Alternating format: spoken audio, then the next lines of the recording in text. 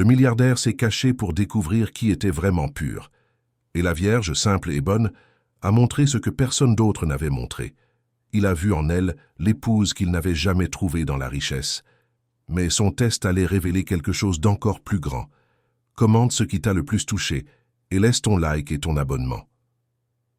Gabriel Montaigne avait 52 ans lorsqu'il décida de disparaître de sa propre vie. Ce ne fut pas une impulsion. Ce ne fut pas de la folie. Ce fut une conclusion froide, calculée, inévitable. Après 2 décennies à construire un empire immobilier qui étendait ses tentacules dans tout Paris, après avoir vu son nom affiché dans des magazines d'affaires, après avoir fréquenté des fêtes où tout le monde voulait être à ses côtés, il comprit finalement une vérité simple et dévastatrice. Personne ne le connaissait. Personne ne l'aimait. Tous gravitaient simplement autour de ce qu'il possédait. La goutte d'eau fut Isabelle. Ah, Isabelle! Cheveux blonds impeccables, sourire étudié, corps sculpté dans des salles de sport de luxe. Elle avait 28 ans lorsqu'ils se marièrent. Il en avait 47. Le mariage dura exactement 2 ans. Assez de temps pour que Gabriel découvre qu'elle maintenait un appartement secret à La Défense, payé avec sa carte de crédit, où elle recevait un entraîneur personnel 3 fois par semaine. Le divorce coûta 40 millions d'euros et une part considérable de sa foi en l'humanité. Avant Isabelle, il y avait eu Marcel. Marcel était différente, ou du moins il le croyait. Avocate brillante, indépendante, avec sa propre carrière. Ils se marièrent quand il avait 39 ans. Elle jura qu'elle ne se souciait pas de l'argent, qu'elle l'aimait pour l'homme qu'il était. Pendant 5 ans, Gabriel crut, jusqu'au jour où il trouva des emails échangés entre elle et son associé, planifiant non seulement une trahison, mais un moyen de siphonner les ressources de l'entreprise par des contrats fictifs. Le divorce fut plus silencieux, mais tout aussi coûteux, et infiniment plus douloureux. Gabriel était dans son penthouse sur l'avenue Montaigne lorsqu'il prit sa décision. C'était un mardi de mars, et Paris brûlait sous une chaleur humide qui collait à la peau. Il observait la ville d'en haut, au 25e étage, voyant les voitures minuscules glisser sur les avenues, les gens comme des fourmis dans leur routine. Il venait de refuser l'invitation d'une mondaine pour un dîner, de bienfaisance. Encore un. Il y en avait toujours un autre. Combien de femmes avaient traversé sa vie ces dernières années? Impossible de compter. Mannequins, actrices, femmes d'affaires, héritières, toutes belles, toutes intéressées, toutes identiques dans l'essence. Il voyait l'éclat dans leurs yeux quand elles découvraient qui il était. Ce n'était pas du désir, c'était du calcul, c'était de l'ambition déguisée en passion. Gabriel se servit un whisky écossais de 30 ans et s'assit dans le fauteuil en cuir italien qui coûtait plus qu'une voiture populaire. Il regarda autour de lui. Cet appartement de 500 mètres carrés, avec vue panoramique, décoration signée, œuvres d'art originales aux murs. Tout était impeccable, tout était vide, c'était une vitrine, un musée de sa solitude. Il prit son téléphone portable et ouvrit l'application de rencontre. Même là, où théoriquement les gens cherchèrent des connexions réelles, il ressentait la fausseté. Les femmes qui correspondaient à son profil posaient toujours les mêmes questions. Où habitez-vous? Quelle voiture avez-vous? Que faites-vous? Il supprima l'application. C'est alors que l'idée surgit, non pas comme une épiphanie, mais comme une graine plantée des mois auparavant, lors d'une conversation avec son comptable. Il révisait les dépenses de l'un de ses immeubles, la résidence Haussmann Prestige, un immeuble de très haut standing dans le quartier ouest. Le concierge avait démissionné et ils avaient du mal à trouver un remplaçant. Gabriel, sans trop réfléchir, commenta que n'importe qui pourrait faire ce travail. Il suffisait d'un uniforme et d'un peu de soumission. Maintenant, 3 mois plus tard, cette phrase revenait avec un poids différent. N'importe qui. Même lui. Gabriel se leva et alla à son bureau. Il ouvrit une des armoires encastrées et en sortit une boîte gardée depuis des années. À l'intérieur, de vieux documents, des certificats, des papiers de l'époque où il n'était encore que Gabriel, avant de devenir le Gabriel Montaigne des magazines et des dîners de gala. Il prit son acte de naissance, l'examina. Gabriel Silva. C'était son nom de naissance avant d'adopter le nom de famille de sa mère Montaigne, qui sonnait plus imposant pour les affaires. Gabriel Silva, un homme ordinaire, invisible. Il passa la nuit à faire des recherches. Il découvrit qu'il était étonnamment facile d'obtenir de faux documents si l'on savait où chercher. Pas les types utilisés pour des crimes graves, mais ceux nécessaires à quiconque voulait recommencer discrètement. Carte de travail, carte d'identité avec une autre adresse, références inventées. Il y avait tout un marché pour cela, alimenté par des personnes fuyant des dettes ou des relations abusives. En 2 semaines, Gabriel Silva était prêt à exister. 52 ans, adresse à Saint-Denis. Expérience comme gardien et concierge dans des immeubles de la banlieue Est.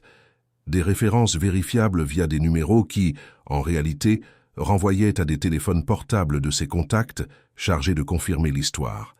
La partie la plus difficile fut la transformation physique. Gabriel Montaigne portait des costumes sur mesure, des montres suisses, des chaussures italiennes. Ses cheveux étaient coupés toutes les 2 semaines chez le meilleur barbier de la ville. Ses mains, malgré son âge, étaient soignées, sans callosité. Il fréquentait des dermatologues, des nutritionnistes, des entraîneurs personnels. Gabriel Silva devait être différent. Il laissa ses cheveux pousser un peu plus, sans coupe professionnelle. Il arrêta de se faire les ongles. Il acheta des vêtements dans des magasins populaires de Barbès, des t-shirts simples, des jeans bon marché, des baskets de marque inconnue. Il laissa pousser sa barbe quelques jours avant de la tailler lui-même, volontairement irrégulière. Il commença à marcher différemment, les épaules plus courbées, le regard moins direct. Il acheta des lunettes à monture simple dans une optique de quartier. Il n'avait pas besoin de correction, mais la monture changeait son visage de manière subtile et efficace. Il étudia la posture, les gestes, le vocabulaire des employés qui travaillaient pour lui.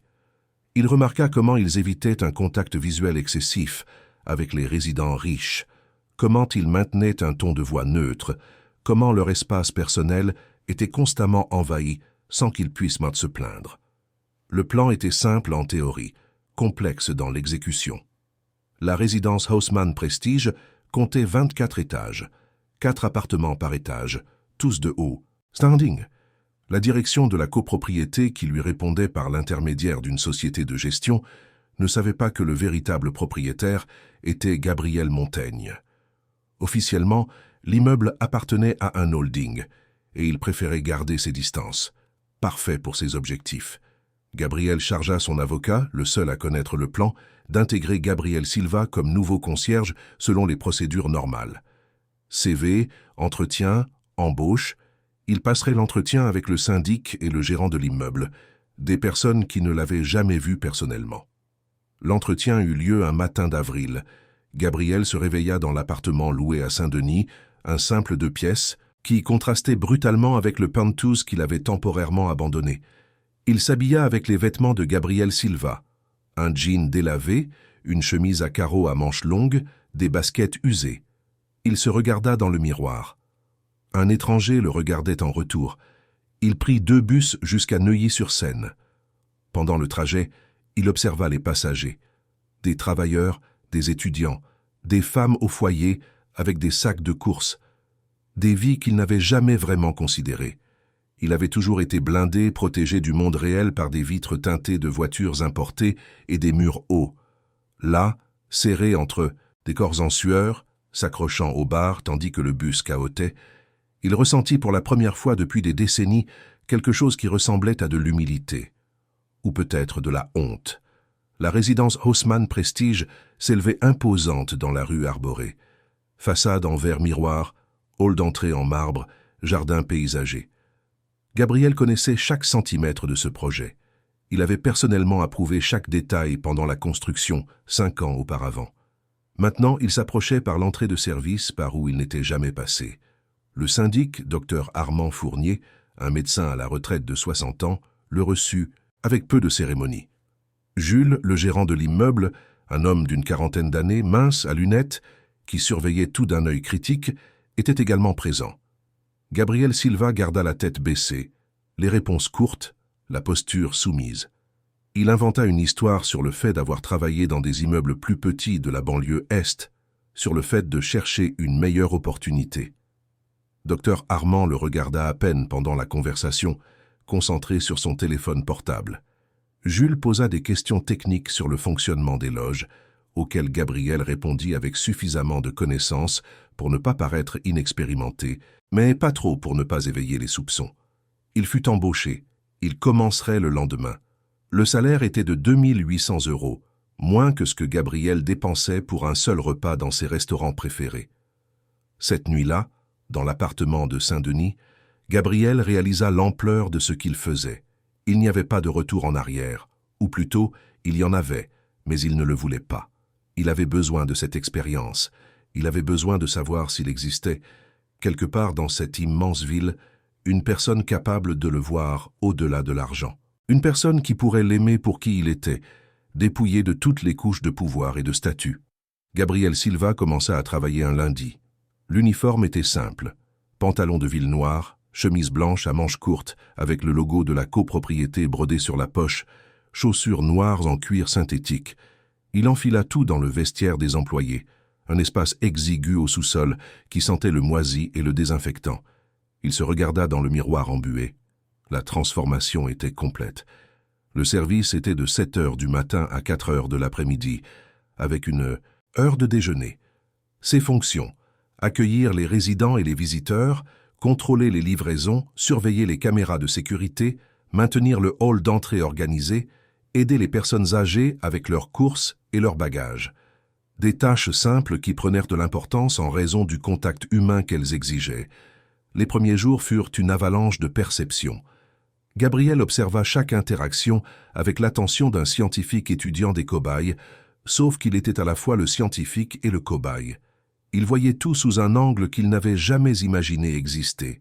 Les résidents étaient, pour la plupart, des personnes entre 30 et 60 ans. Des entrepreneurs, des médecins, des avocats, des héritiers de vieilles fortunes. Ils portaient des vêtements coûteux, conduisaient des voitures importées, parlaient au téléphone de voyages internationaux et d'investissements. Gabriel les connaissait d'une certaine manière. Après tout, il était l'un d'eux, ou l'avait été. Mais maintenant, portant cet uniforme, il était devenu invisible. Non, pire qu'invisible. Il était devenu un objet, une fonction. Les résidents passaient devant lui sans un regard, sans un salut. Quand ils avaient besoin de quelque chose, ils le sollicitaient par des gestes brusques, des voix impatientes. Jamais « s'il vous plaît », rarement « merci ». Certains ne prenaient même pas la peine de parler, se contentant de pointer du doigt ou de claquer des doigts. La dame du 8e étage, Dr Patricia, une avocate qui devait avoir environ 45 ans, fut particulièrement révélatrice. Gabriel la connaissait des événements mondains. Ils avaient conversé quelquefois, toujours cordiale, toujours souriante. Elle avait tenu à le féliciter une fois, disant qu'elle admirait son éthique de travail. Maintenant, elle passait devant lui tous les jours, sans même lever les yeux de son téléphone portable. Quand elle avait besoin qu'il tienne la porte ou appelle l'ascenseur, elle le faisait d'un geste de la main, comme pour chasser une mouche. Pire encore fut l'épisode avec Léonard, résident du 12e étage. Un agent immobilier à succès, dans la trentaine, cheveux gominés, toujours en costume. Gabriel le connaissait aussi. Ils avaient conclu des affaires ensemble. Léonard était de ceux qui font des blagues, qui saluent avec effusion, qui appellent tout le monde partenaire et ami. Un matin, Léonard arriva pressé, portant une mallette et parlant fort au téléphone d'une affaire millionnaire. Il vit Gabriel et, sans interrompre l'appel, lui tendit les clés de sa voiture d'un geste impatient. Gabriel prit les clés, confus. Léonard fit un geste circulaire du doigt, indiquant qu'il voulait que la voiture soit garée. Puis il fit signe d'apporter un café. Tout cela sans dire un mot, comme si Gabriel était un robot activé par des gestes. Gabriel obéit. Il gara la Mercedes décapotable dans le garage, prépara le café dans la cafetière du hall, l'apporta à Léonard qui parlait toujours au téléphone.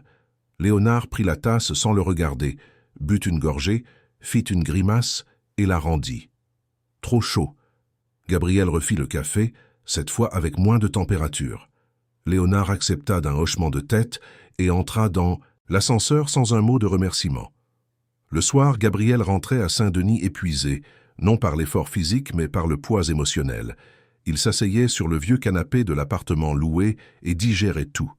Pour la première fois de sa vie, il expérimentait l'autre côté. Le côté de celui qui sert, de celui qui est ignoré, de celui qui n'a pas d'importance. Et les femmes? Ah, les femmes furent la partie la plus douloureuse de l'expérience. Mélissa, la jeune femme du 14e étage, était parmi les pires.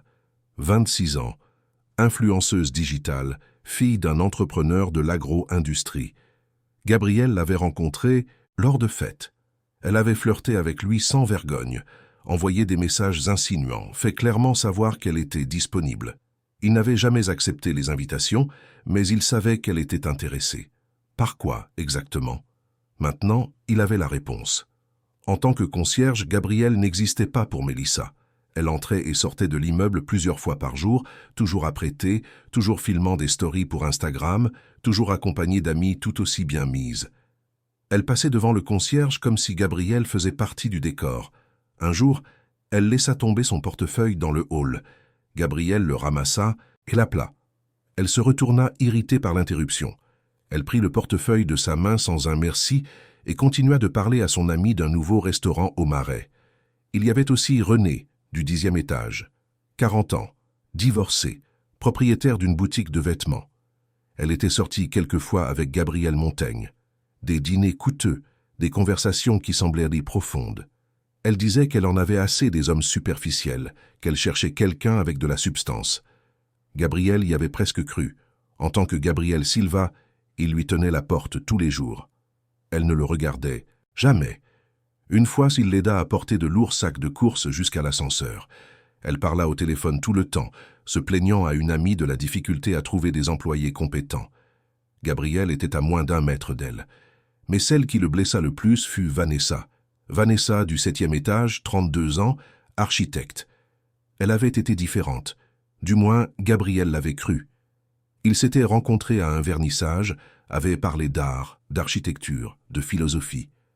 Elle semblait sincèrement intéressée par ses opinions, pas seulement par son compte en banque. Ils étaient sortis 3 fois. Gabriel avait envisagé de la prendre au sérieux. Puis elle commença à poser des questions sur ses propriétés, ses investissements, s'il avait un jet privé. L'intérêt changea de nature. Il recula. Maintenant, Vanessa traitait le concierge Gabriel Silva avec un dédain poli. Elle n'était pas impolie comme les autres, mais son indifférence était absolue. Pour elle, il n'était tout simplement pas un être humain complet. Il était une fonction, un rouage dans le système qui rendait sa vie confortable. Toutes les femmes qui avaient manifesté de l'intérêt pour Gabriel Montaigne passaient devant Gabriel Silva comme s'il était de l'air, transparent, jetable. Gabriel commença à noter ses observations dans un carnet qu'il gardait dans l'appartement de Saint-Denis. Petites phrases, comportements, schémas. Il se voyait monter un dossier sur la nature humaine, ou du moins sur la nature des êtres humains qui habitaient cet univers de privilèges. Et ce qu'il voyait n'était pas beau. Il y avait des exceptions, bien sûr, très peu, mais elles existaient. Monsieur Albert, du 5e étage, un homme d'affaires à la retraite de 70 ans, le saluait toujours. Il demandait comment s'était passée la journée, commentait la météo. Madame Hélène, du 2e étage, une veuve de 80 ans, descendait parfois, juste pour discuter un peu, disait qu'elle le trouvait poli. C'étaient des gouttes de décence dans un océan d'arrogance. Mais c'étaient des personnes âgées, des gens d'une autre génération, formés à d'autres valeurs. Les plus jeunes, ceux élevés dans l'abondance, dans la certitude de leur supériorité, ceux-là n'avaient pas de temps pour les gentillesses envers ceux qu'ils considéraient inférieurs. Gabriel commença à se demander si sa quête avait un sens. Peut-être n'y avait-il rien à chercher. Peut-être que l'amour véritable n'était qu'une illusion et qu'il se torturait simplement avec une expérience sociale masochiste. Ce fut pendant cette période de doute, croissant lors de sa 3e semaine en tant que concierge, qu'elle apparut pour la première fois. C'était vers 10 heures du matin, un jeudi. Gabriel rangeait le courrier lorsqu'il entendit la porte principale s'ouvrir.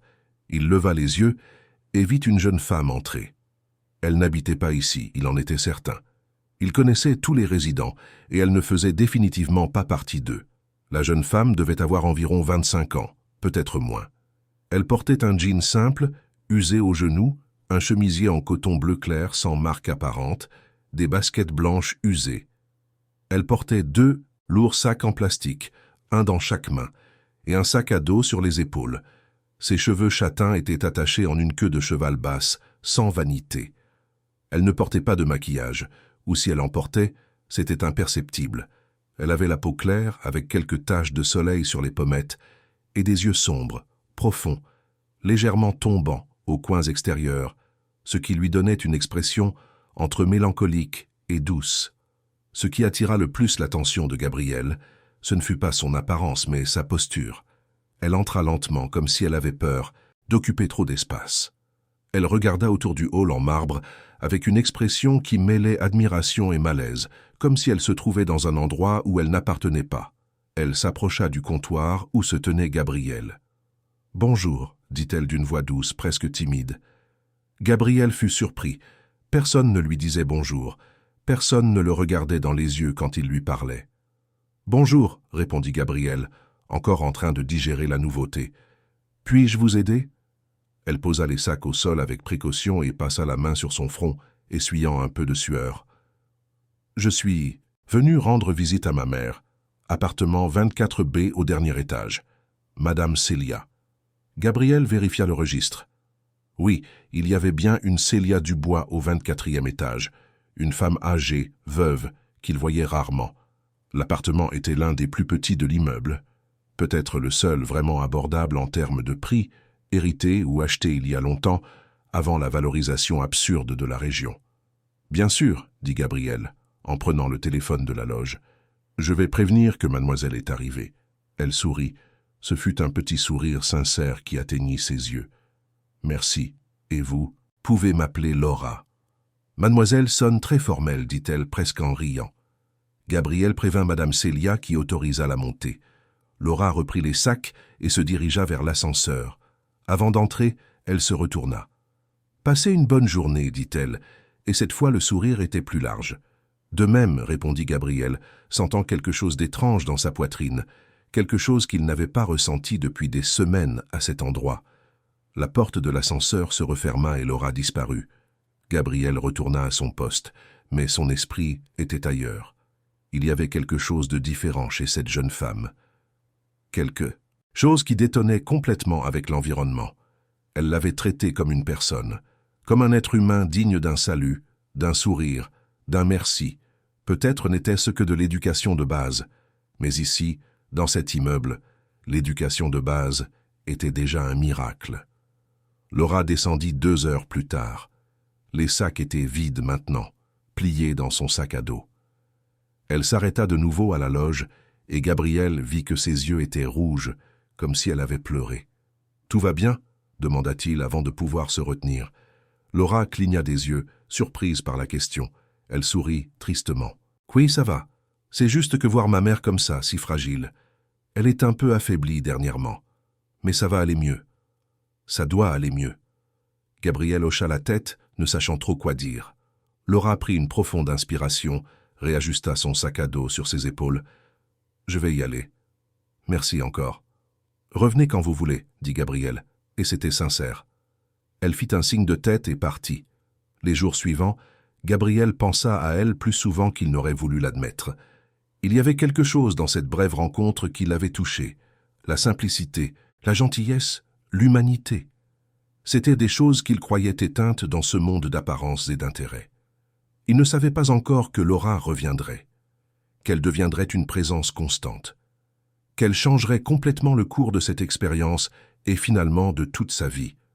Pour l'instant, Gabriel Silva continuait sa routine d'invisibilité, documentant la cruauté occasionnelle des privilégiés, remettant en question ses propres choix, doutant de l'existence de l'amour véritable. Mais une graine avait été plantée, petite, fragile, presque imperceptible, une graine appelée espoir, et à Paris, ville d'asphalte et de béton où rarement quelque chose pousse sans effort, cette graine commençait à prendre racine. Laura revint le mardi suivant. Gabriel reconnut le bruit de ses pas avant même de la voir. Des pas légers, presque hésitants, différents du martèlement ferme et pressé des résidents. Elle poussa la porte vitrée avec son épaule, ses mains à nouveau occupées par de lourds sacs. Cette fois, il y en avait 3, et elle avait clairement du mal à tout équilibrer. Gabriel sortit de derrière le comptoir sans réfléchir. Il alla vers elle et prit 2 des sacs. « Laissez-moi vous aider, dit-il. » Laura le regarda, surprise et reconnaissante à la fois. « Ah, merci beaucoup, c'est vraiment lourd. Je crois que j'ai exagéré sur les courses aujourd'hui. » Ils marchèrent ensemble jusqu'à l'ascenseur. Gabriel remarqua que les sacs contenaient des produits de supermarché de base. Riz, haricots, pâtes, huile, quelques fruits, légumes. Pas de marque premium ou de produits importés. C'était de la nourriture simple, essentielle, achetée avec un budget limité. « Votre mère sera contente de tout ça, » commenta Gabriel en attendant l'ascenseur. Laura sourit, mais c'était un sourire fatigué. « J'espère que oui. Elle n'a pas beaucoup d'appétit ces derniers temps. Mais je continue d'essayer. Le médecin a dit qu'elle devait bien se nourrir, prendre un peu de poids. » L'ascenseur arriva et Gabriel entra avec elle, portant les sacs. Laura protesta, disant qu'il n'avait pas besoin de se déranger, mais il insista. C'était 24 étages, après tout. Pendant la montée silencieuse, Gabriel observa le reflet de Laura dans le miroir de l'ascenseur. Elle regardait vers le bas, ses doigts tripotant nerveusement la sangle de son sac à dos. Il y avait une tristesse en elle, quelque chose de lourd qu'elle portait au-delà des sacs de course. Il reconnaissait ce genre de fatigue.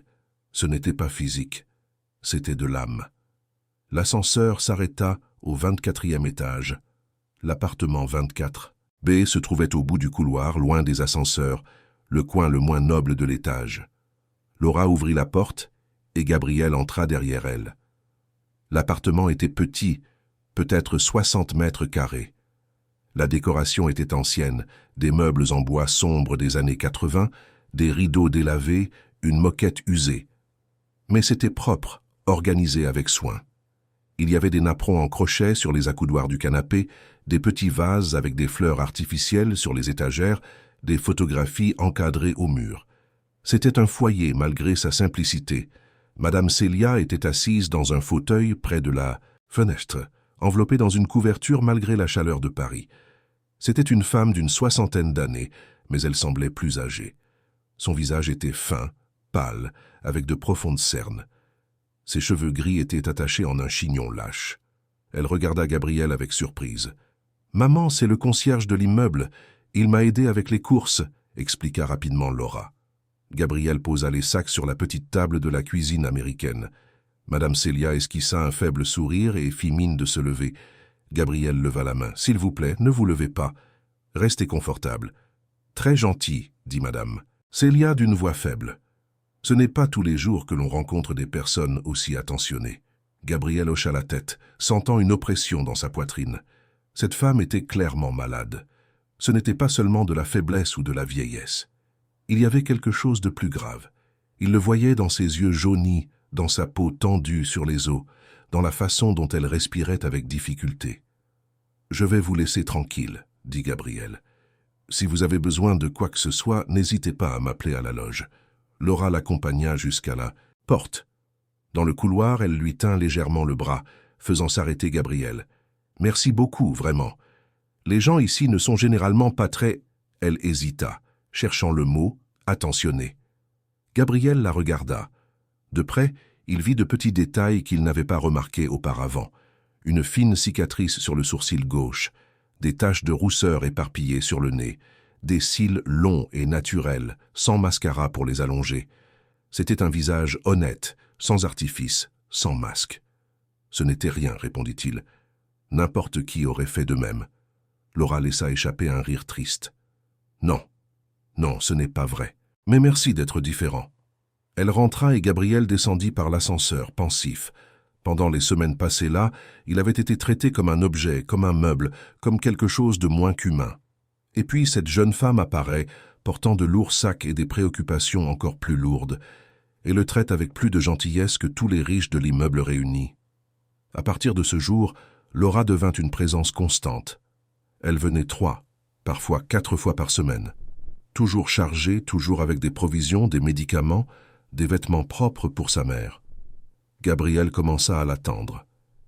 Il ne l'admettait pas à lui-même, mais il était toujours plus attentif aux heures où elle avait l'habitude d'apparaître. 10 heures du matin ou 2 heures de l'après-midi. Jamais le week-end, curieusement. Un jour, il rassembla son courage pour demander « Vous travaillez ?» Laura signait le registre des visiteurs à la loge. Elle leva les yeux, un peu surprise par la question personnelle, mais ne parut pas gênée. « Oui, je travaille. Je fais des petits boulots ici et là. Rien de fixe. J'ai été caissière de supermarché, vendeuse, aide à domicile pour personnes âgées, aide ménagère. Ce qui se présente, j'accepte. C'est pourquoi je viens rendre visite à ma mère quand je peux, pendant mes heures de congé. » Gabrielle hocha la tête, ressentant un mélange d'admiration et de tristesse, et elle continua, comme si elle avait besoin de se justifier. « Ma mère est comme ça depuis 6 mois. Avant, elle travaillait, elle était couturière, très bonne d'ailleurs. Elle faisait des vêtements sur mesure pour des dames riches de la région. Elle gagnait bien, dans la mesure de nos moyens. Elle a réussi à acheter cet appartement il y a 20 ans. Elle a payé échéance après échéance, c'était une immense fierté. Mais ensuite, la maladie est arrivée. Elle a dû arrêter de travailler. Les traitements sont chers, même avec la sécurité sociale. Médicaments, examens. Et la copropriété ici est bien trop chère. Nous sommes déjà en retard de plusieurs mois. » Elle raconta tout cela avec une telle simplicité que cela brisa le cœur de Gabrielle. Il n'y avait pas d'apitoiement sur elle-même dans sa voix, juste la constatation des faits. C'était la réalité, et elle l'affrontait comme elle le pouvait. « Ça doit être difficile, » dit Gabrielle, sentant l'inadéquation de ses mots. « Oui, mais que faire, n'est-ce pas? La vie est comme ça. Il y a des gens qui vivent pire. Au moins elle a un toit, de la nourriture, des médicaments. Et elle m'a. Tant que je pourrai travailler, je prendrai soin d'elle. C'est ma mère, vous savez, la seule famille que j'ai. » Gabrielle voulait dire tant de choses. Il voulait dire qu'il pourrait tout résoudre d'un coup de stylo, qu'il pourrait payer tous les arriérés, tous les traitements, qu'il pourrait garantir qu'elle n'aurait plus jamais besoin de faire des petits boulots. Mais il ne pouvait pas sans révéler qui il était, et révéler signifierait mettre fin à la seule expérience honnête qu'il ait jamais faite dans sa vie. « Je suis sûr que votre mère a beaucoup de chance de vous avoir », fut tout ce qu'il put dire. Laura sourit, un sourire sincère qui illumina son visage fatigué. « Merci, ça signifie beaucoup, même venant de quelqu'un qui me connaît à peine. » Mais Gabrielle sentait qu'il la connaissait. Il la connaissait d'une manière qu'il n'avait jamais connu personne, non pas par les faits superficiels de sa vie, mais par son essence. Il voyait en Laura une bonté rare, une force silencieuse, une dignité qui n'avait pas besoin d'argent ou de statut pour exister. Les semaines passèrent, et la connexion entre eux grandit naturellement, presque imperceptiblement.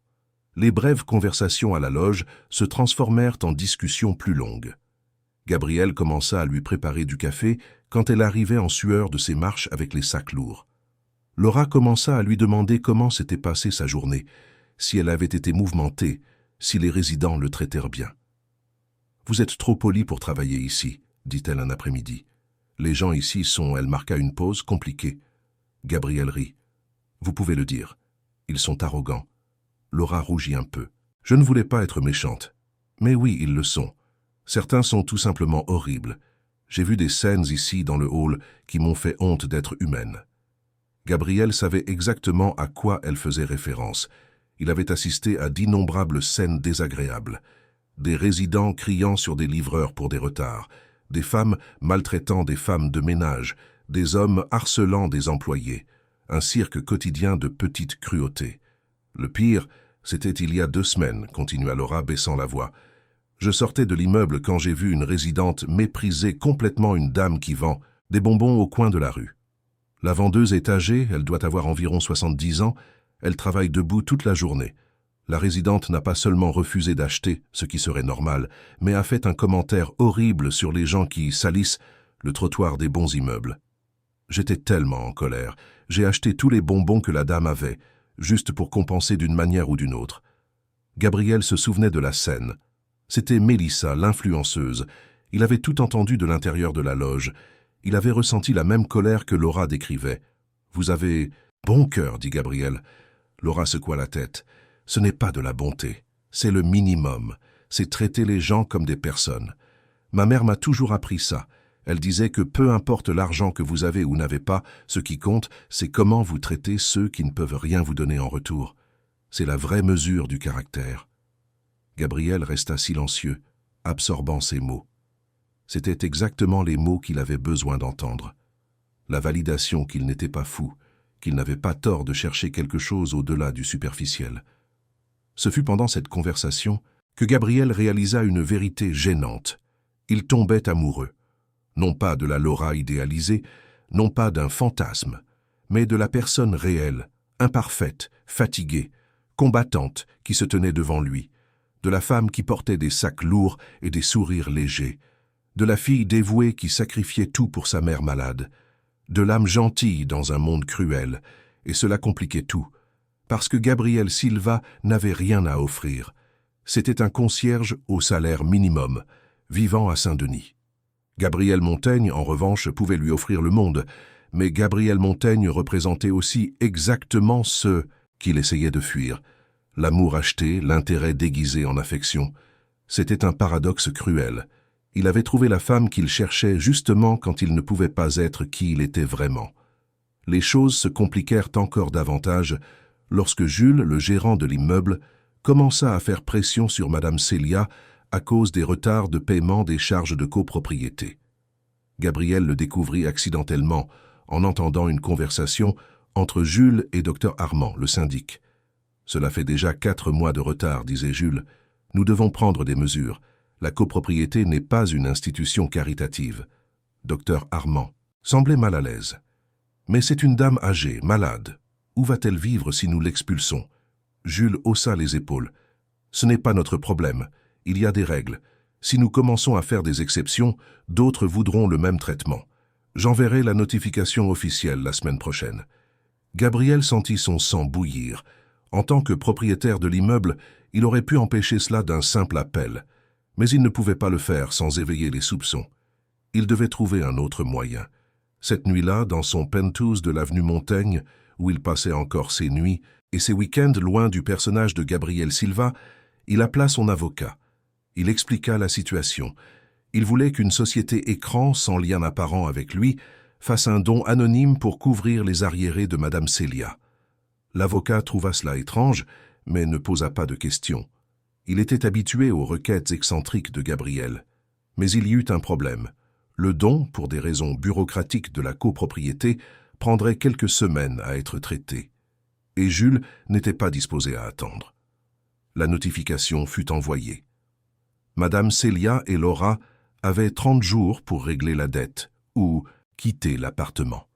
Laura apparut à la loge 2 jours après la notification et Gabriel vit immédiatement qu'elle était différente. Ses yeux rouges n'étaient plus de tristesse, mais de rage et de désespoir. Ses mains tremblaient légèrement lorsqu'elle signa le registre des visiteurs. « Tout va bien ?»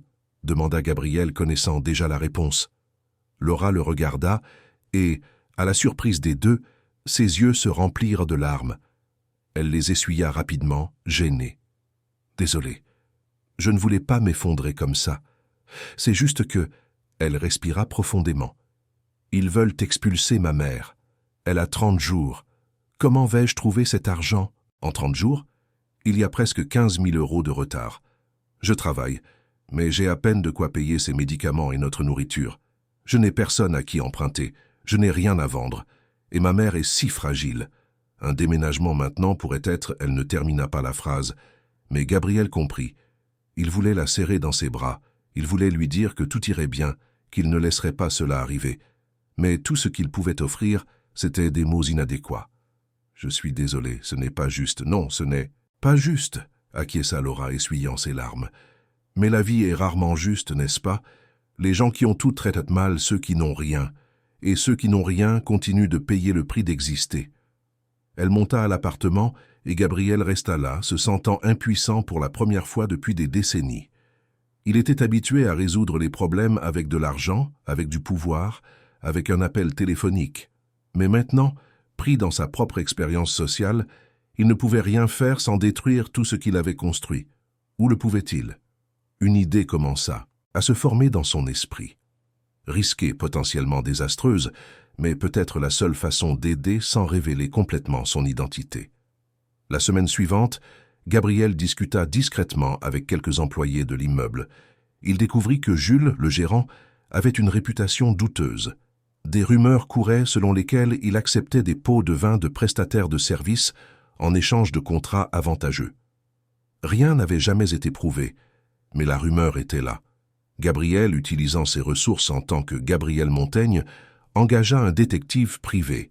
En 10 jours, il avait des preuves concrètes. Jules était en fait en train de détourner de l'argent de la copropriété par le biais de contrats surfacturés. Ce n'étaient pas des sommes énormes, mais c'était illégal.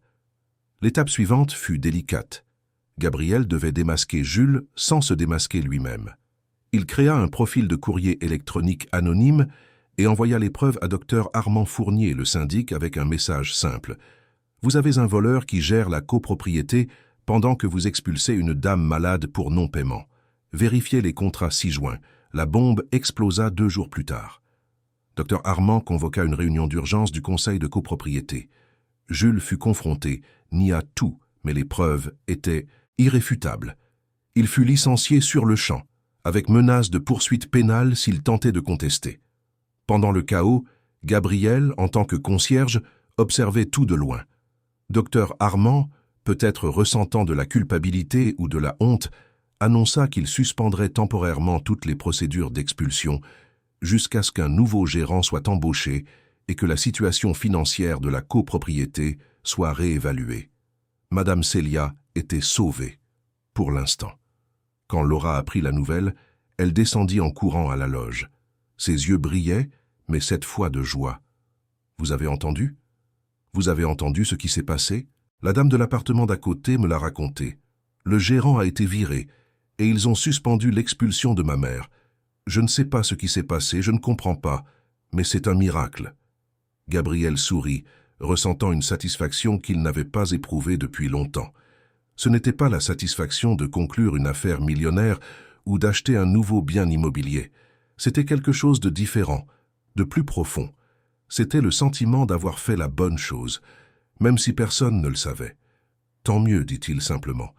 Votre mère mérite cette chance. » Laura était si heureuse qu'elle fit quelque chose d'inattendu. Elle serra Gabriel dans ses bras.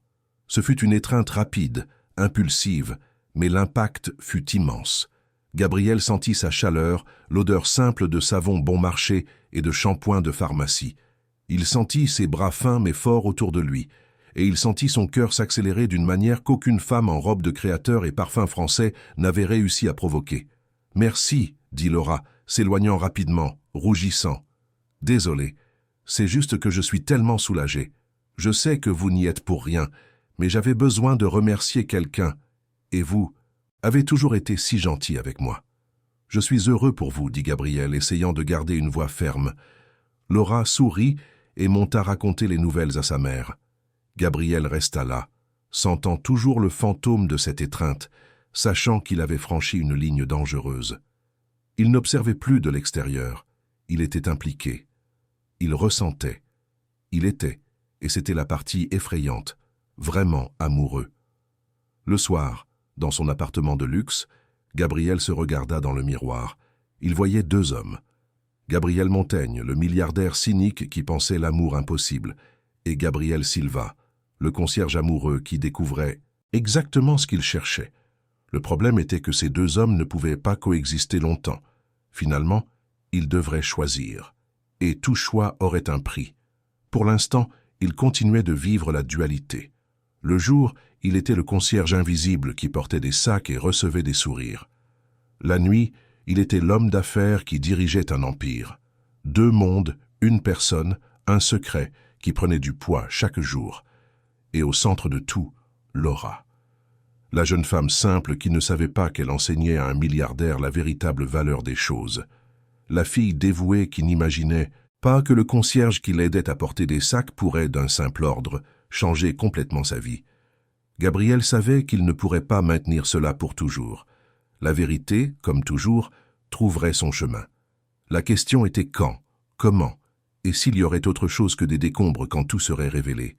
Mais pour l'instant, il avait ses moments volés, les conversations à la loge, les sourires timides, le sentiment d'être vu, réellement vu, pour la première fois depuis si longtemps. Et il découvrit que cela, aussi temporaire et fragile que ce fut, valait plus que toutes ses propriétés, tous ses millions, tout le pouvoir qu'il avait accumulé pendant des décennies. Il découvrit enfin ce que signifie être aimé pour qui l'on est, et non pour ce que l'on possède. Il ne savait pas encore s'il réussirait à maintenir cet amour quand le masque tomberait. Les choses changèrent après le licenciement de Jules. La copropriété resta dans une sorte de limbe administratif pendant quelques semaines, Dr Armand assumant plus de responsabilités jusqu'à ce qu'un nouveau gérant soit embauché. Pendant cette période, Gabrielle ressentit une paix relative. Laura rendait visite à sa mère plus sereinement, sans le poids de la menace d'expulsion planant sur elle. Mais Paris est une ville qui ne permet pas la paix très longtemps, surtout pas pour ceux qui portent de lourds secrets. Ce fut un après-midi de juin, lors d'un des rares jours froids de la ville, que tout commença à s'effondrer lentement. Laura arriva plus tôt que d'habitude, vers 3 heures de l'après-midi. Elle portait une fine veste en molleton qui n'était clairement pas suffisante pour le froid, et Gabrielle remarqua qu'elle tremblait légèrement. « Vous devriez porter quelque chose de plus chaud », commenta-t-il pendant qu'elle signait le registre des visiteurs. Laura rit. « C'est la veste la plus chaude que j'ai. L'hiver de Paris n'a jamais été mon fort. Je suis né et j'ai grandi ici, mais je continue de souffrir de ce froid humide qui pénètre jusqu'aux os. » Gabrielle voulait lui offrir son propre manteau, accroché dans le vestiaire des employés, mais il savait que ce serait étrange. Au lieu de cela, il prépara un café plus fort, presque un expresso, et le lui offrit avec quelques biscuits qu'il gardait en réserve.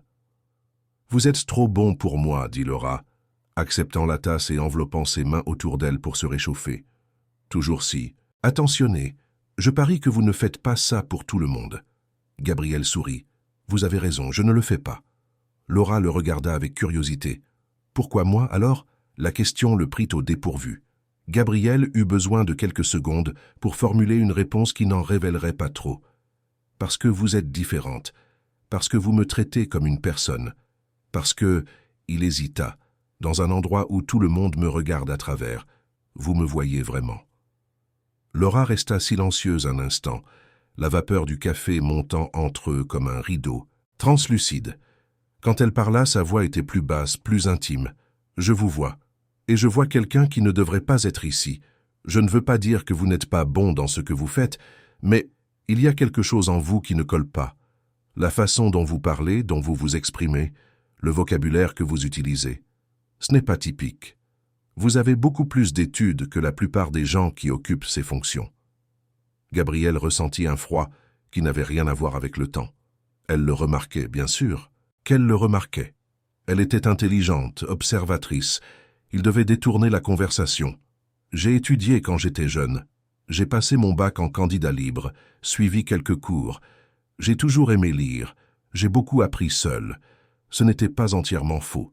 Gabrielle avait toujours été autodidacte dans de nombreux domaines, mais l'explication lui parut faible à lui-même. Laura n'insista pas, mais Gabrielle vit le doute dans ses yeux. Elle but son café en silence, puis monta à l'appartement de sa mère, laissant Gabrielle avec un malaise croissant. Les fissures dans sa façade commençaient à apparaître. Le soir, dans son penthouse, Gabrielle repensa à la conversation. Peut-être devrait-il mettre fin à l'expérience. Il avait déjà ses réponses, n'est-ce pas? Il avait confirmé que les femmes qui l'entouraient en tant que milliardaire n'étaient attirées que par l'argent. Il avait confirmé que, sans statut, il était traité comme invisible. Il avait confirmé que Laura était différente, authentique, la femme qu'il cherchait. Mais maintenant, comment continuer? Se révéler maintenant serait catastrophique. Laura se sentirait manipulée, utilisée, transformée en cobaye d'une expérience sociale. Ce n'était pas ainsi qu'il voulait commencer une relation. Mais continuer à mentir était tout aussi faux. Il était pris au piège de sa propre création. La semaine suivante apporta une complication encore plus grande. Ce fut Roland, le plus ancien gardien de l'immeuble, qui en fut la cause. Roland avait une 60aine d'années, travaillait là depuis plus d'une décennie, était silencieux et efficace. Gabrielle interagissait à peine avec lui, se concentrant sur sa fonction à la loge. Mais un jeudi matin, tandis que Gabrielle rangeait le courrier, Roland apparut à la loge. Il regarda autour de lui, s'assurant qu'ils étaient seuls, puis s'approcha du comptoir. « Je peux vous parler une minute ?» La voix de Roland était basse, presque un murmure. Gabrielle hocha la tête, ressentant une tension inexplicable. Roland semblait mal à l'aise, changeant le poids d'un pied à l'autre. « Je vous connais », dit finalement Roland. Gabrielle sentit son estomac se nouer. « Comment ça ?» Roland soupira. J'ai travaillé dans votre immeuble de l'avenue Montaigne il y a 5 ans. J'y suis resté 6 mois avant de déménager ici. Vous apparaissiez parfois, vous discutiez avec le syndic, vous surveilliez les travaux. Je vous ai vu plusieurs fois, je n'ai jamais oublié votre visage. Et quand vous êtes apparu ici comme concierge, je vous ai reconnu immédiatement. Gabriel resta paralysé. De toutes les complications qu'il avait anticipées, celle-ci ne figurait pas sur la liste. Un employé qui le reconnaissait. « Je ne sais pas de quoi vous parlez », tenta Gabriel, mais le démenti sonna faux même à ses propres oreilles. Roland secoua la tête. « Je ne suis pas du genre à causer des problèmes. Je ne dirai rien à personne si c'est ce qui vous inquiète. Ce n'est pas mon affaire ce qu'un homme riche fait en se faisant passer pour un concierge. Chacun a ses raisons. J'ai juste pensé que vous deviez savoir que votre secret n'en est pas. » Gabriel prit une profonde inspiration. « Combien voulez-vous » Roland sembla offensé. « Je ne veux rien. Je ne suis pas comme ça. Je vous préviens juste.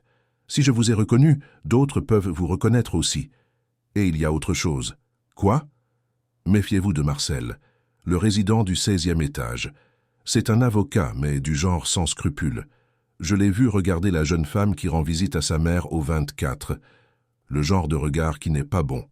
J'ai juste pensé que vous deviez le savoir. » Roland s'éloigna avant que Gabriel ne puisse répondre, laissant avec un mélange de soulagement et d'inquiétude. Il n'avait pas eu à payer pour le silence, c'était bien. Mais maintenant, il y avait une autre personne dans l'immeuble qui connaissait sa véritable identité. Et il y avait une nouvelle menace, Marcel.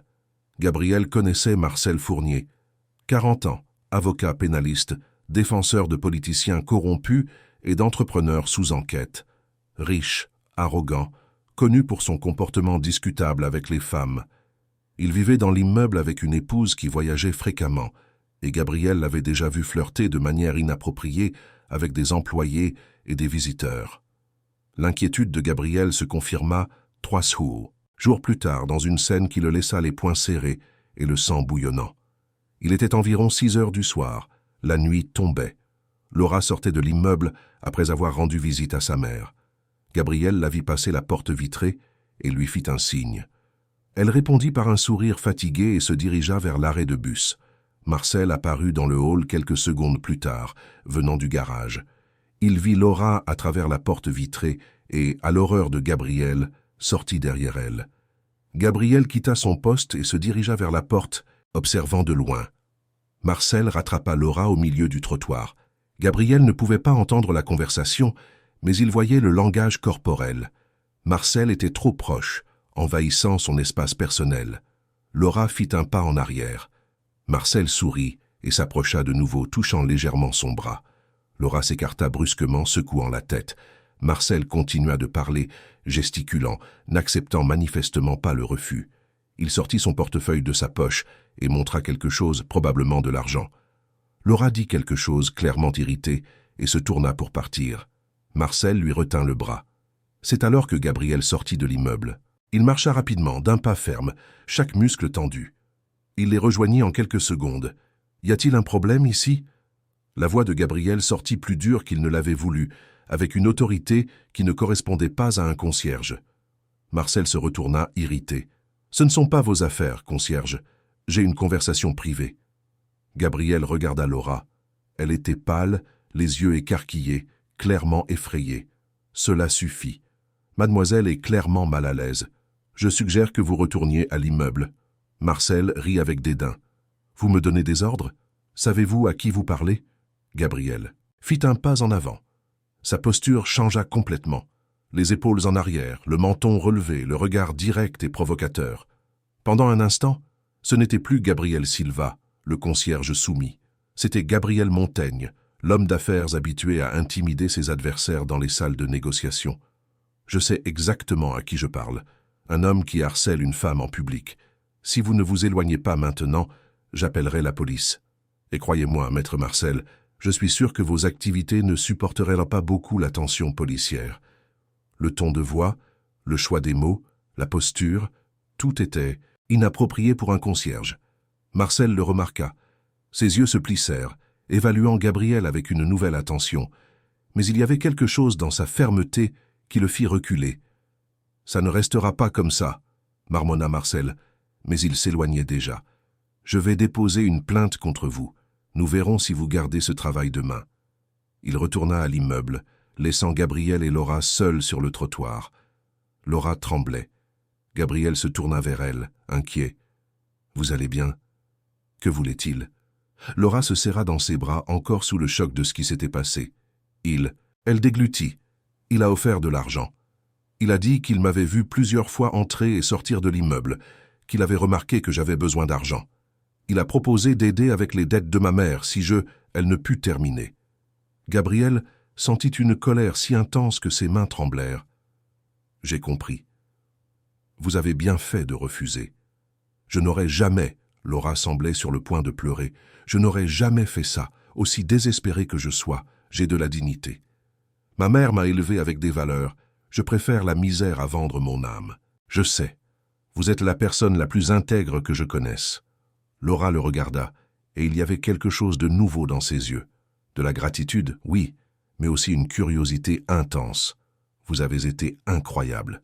La façon dont vous lui avez parlé, dont vous vous êtes imposé, ce n'était pas normal. Vous n'avez pas eu l'air d'un concierge à ce moment-là. Gabriel réalisa trop tard. Il avait laissé tomber le masque. Il se reprit rapidement. Je n'aime tout simplement pas les abuseurs. J'ai vu beaucoup de mauvaises choses dans ma vie. J'ai appris à me défendre et à défendre ceux qui ne peuvent pas. Laura continua de le regarder, l'évaluant. Gabriel voyait les rouages tourner dans son esprit. Elle commençait à assembler les pièces d'un puzzle. « Je dois y aller, » dit-elle finalement. « Le bus arrive. »« Mais merci. Sérieusement. Merci de m'avoir aidé. » Gabriel fit un signe de tête tandis qu'elle montait dans le bus. Il resta sur le trottoir, regardant le véhicule s'éloigner, sachant qu'il venait de commettre une grave erreur. Il avait trop montré de lui-même. La façade se fissurait de plus en plus. Il retourna à la loge et y trouva Roland, avec une expression qui disait tout. C'était courageux, mais c'était aussi stupide, dit Roland. Marcel va causer des problèmes. Et cette jeune femme commence à se douter de quelque chose. Gabriel ne répondit pas. Il savait que Roland avait raison. La riposte de Marcel arriva le lendemain, mais pas de la manière attendue par Gabriel. Au lieu de se plaindre au syndic du concierge, Marcel fut plus subtil et cruel. Lors de la réunion mensuelle de la copropriété, il souleva la question des retards de paiement de Madame Célia. La situation était temporairement résolue, n'est-ce pas? Pourquoi rouvrir le dossier? Marcel soutint qu'il n'était pas juste pour les autres résidents qui payaient à temps, que créer des précédents de tolérance encouragerait d'autres à retarder également, que la copropriété ne pouvait pas devenir l'otage de cas sociaux. Il utilisa toute son habileté d'avocat pour convaincre les autres résidents. Dr Armand tenta de défendre Madame Célia, mais il était seul contre une majorité qui, au fond, était d'accord avec Marcel. Des gens riches protégeant leurs petits fiefs de privilèges. La décision fut prise. Si les arriérés n'étaient pas réglés dans les 15 jours, la procédure d'expulsion serait relancée. Laura seul le lendemain, lorsqu'elle reçut la notification officielle. Elle arriva à l'immeuble complètement désespérée, les yeux gonflés d'avoir tant pleuré. Gabriel la vit entrer et sut immédiatement que quelque chose n'allait pas du tout. Elle vint directement vers lui tenant une enveloppe froissée. « Vous avez vu ça? Ils vont expulser ma mère à nouveau. 15 jours. Comment vais-je trouver cet argent en 15 jours? C'était 17 000 € maintenant, avec les pénalités et les intérêts. J'ai déjà travaillé dans 3 endroits cette semaine, j'ai fait des heures supplémentaires partout. J'ai réussi à réunir 1 200 €. Ce n'est rien. » Sa voix montait en volume à mesure qu'elle parlait, attirant l'attention de quelques résidents qui passaient. L'une d'eux était Dr Patricia, l'avocate du 8e étage. « Pourriez-vous parler moins fort ?» dit Patricia avec dédain. Certaines personnes essaient de passer une journée tranquille. Laura se tourna vers elle, les yeux brillants de colère à travers les larmes. « Excusez-moi de déranger votre journée tranquille avec mes problèmes de pauvres gens. » Patricia leva les yeux au ciel. « Si vous ne pouvez pas payer les charges, vous ne devriez pas habiter ici. C'est simple. Il existe des immeubles moins chers, des endroits plus appropriés pour les personnes dans votre situation. » Gabriel sentit la colère exploser en lui. Sans réfléchir, il sortit de derrière le comptoir et se plaça entre Laura et Patricia. « Ça suffit.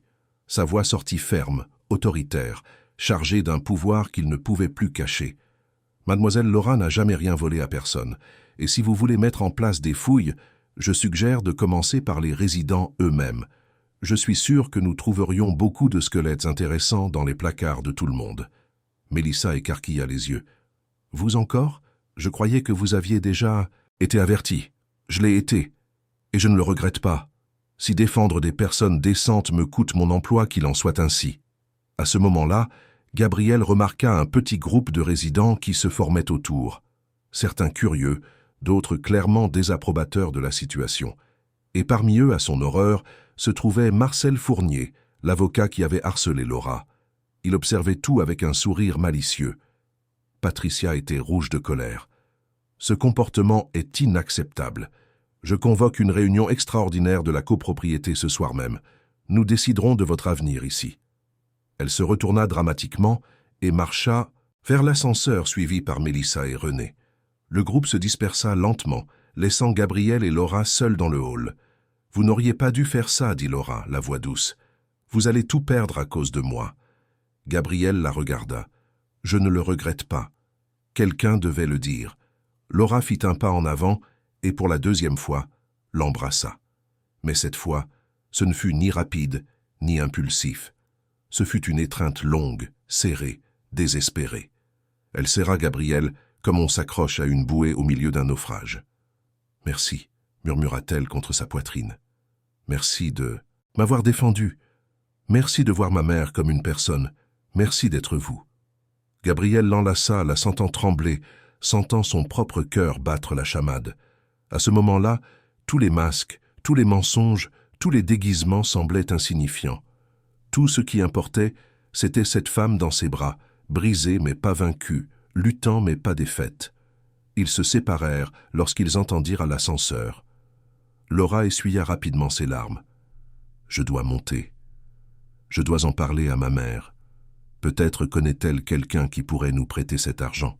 Peut-être y a-t-il encore une issue. »« Ça va aller, » dit Gabriel, bien qu'il ne sût pas s'il disait la vérité ou seulement ce qu'elle avait besoin d'entendre.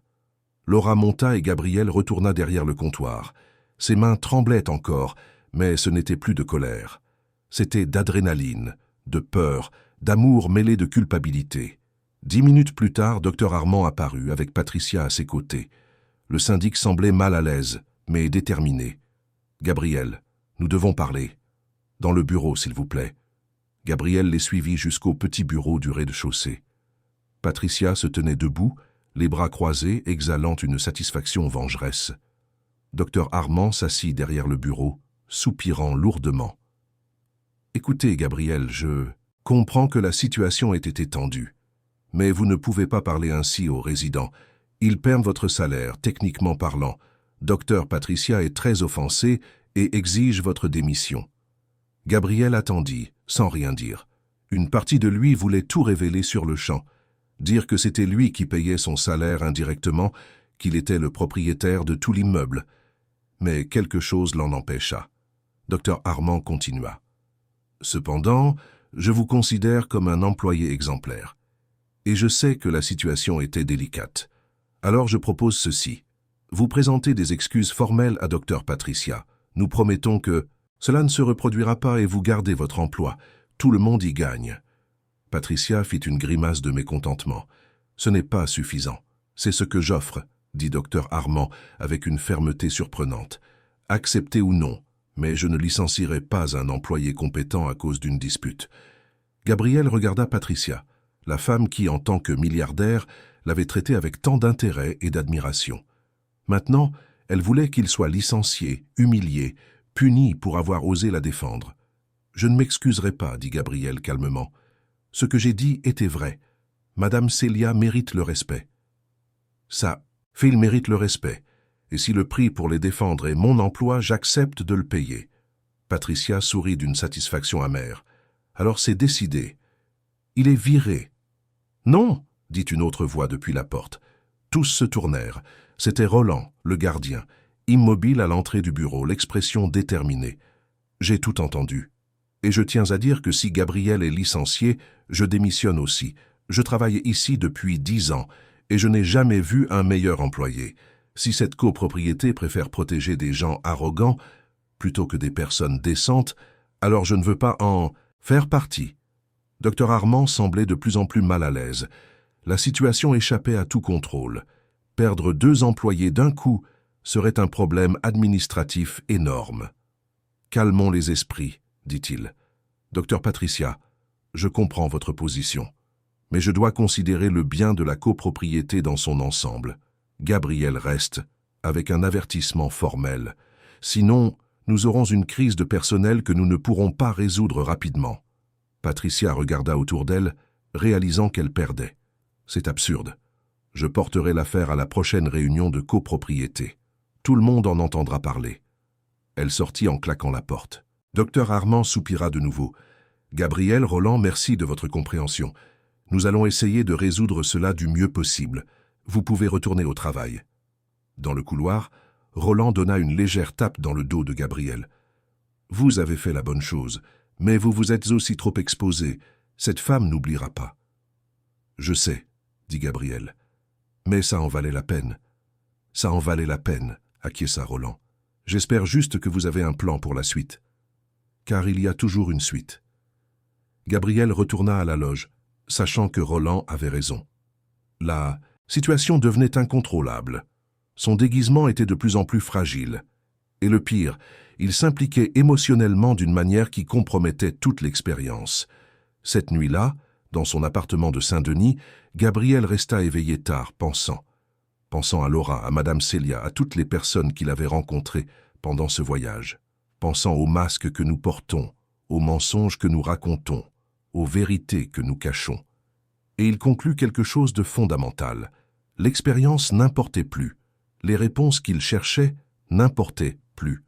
Ce qui importait, c'est qu'il avait trouvé quelque chose de réel au milieu de la fausseté. Il avait trouvé Laura. Maintenant, il devait découvrir comment préserver cette vérité quand son propre mensonge éclaterait au grand jour.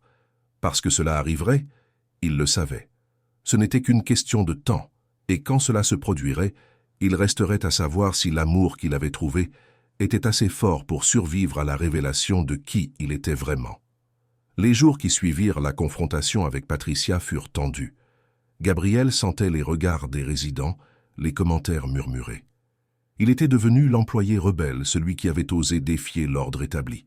Certains l'évitaient complètement, d'autres le traitaient avec une hostilité mal dissimulée. Mais il y eut un changement inattendu. Madame Hélène, la veuve de 80 ans du 2e étage, descendit spécialement pour lui parler. Elle prit les mains de Gabriel entre les siennes, ridées et couvertes de taches de vieillesse. « Vous avez très bien fait, mon enfant. Très bien. Ces gens oublient d'où ils viennent, oublient que nous sommes tous égaux devant Dieu. Madame Célia est une sainte, et vous avez été courageux de la défendre. » Gabriel sentit ses yeux picoter. C'étaient les premiers mots véritablement bienveillants qu'il recevait d'un résident depuis des semaines, à part Laura. « Merci, madame. Hélène. Cela signifie beaucoup. » La dame sourit et serra ses mains plus fort. « Attention aux puissants, vous savez. Ils n'aiment pas être contredits. Mais parfois, faire ce qui est juste coûte cher. Et pourtant, cela doit être fait. » Elle monta dans l'ascenseur, laissant Gabriel avec un mélange de réconfort et d'inquiétude. Faire ce qui était juste coûtait cher. Il le découvrait à ses dépens. Laura apparut en fin d'après-midi. Elle semblait épuisée, avec de profondes cernes et les épaules tombantes.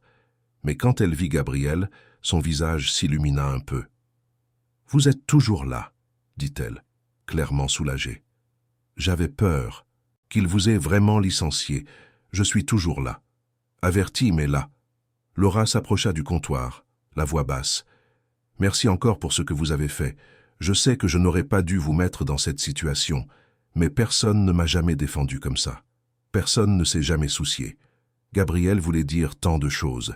Il voulait dire qu'il s'en soucierait toujours, que la protection était instinctive, qu'elle signifiait plus pour lui que tous les riches résidents réunis.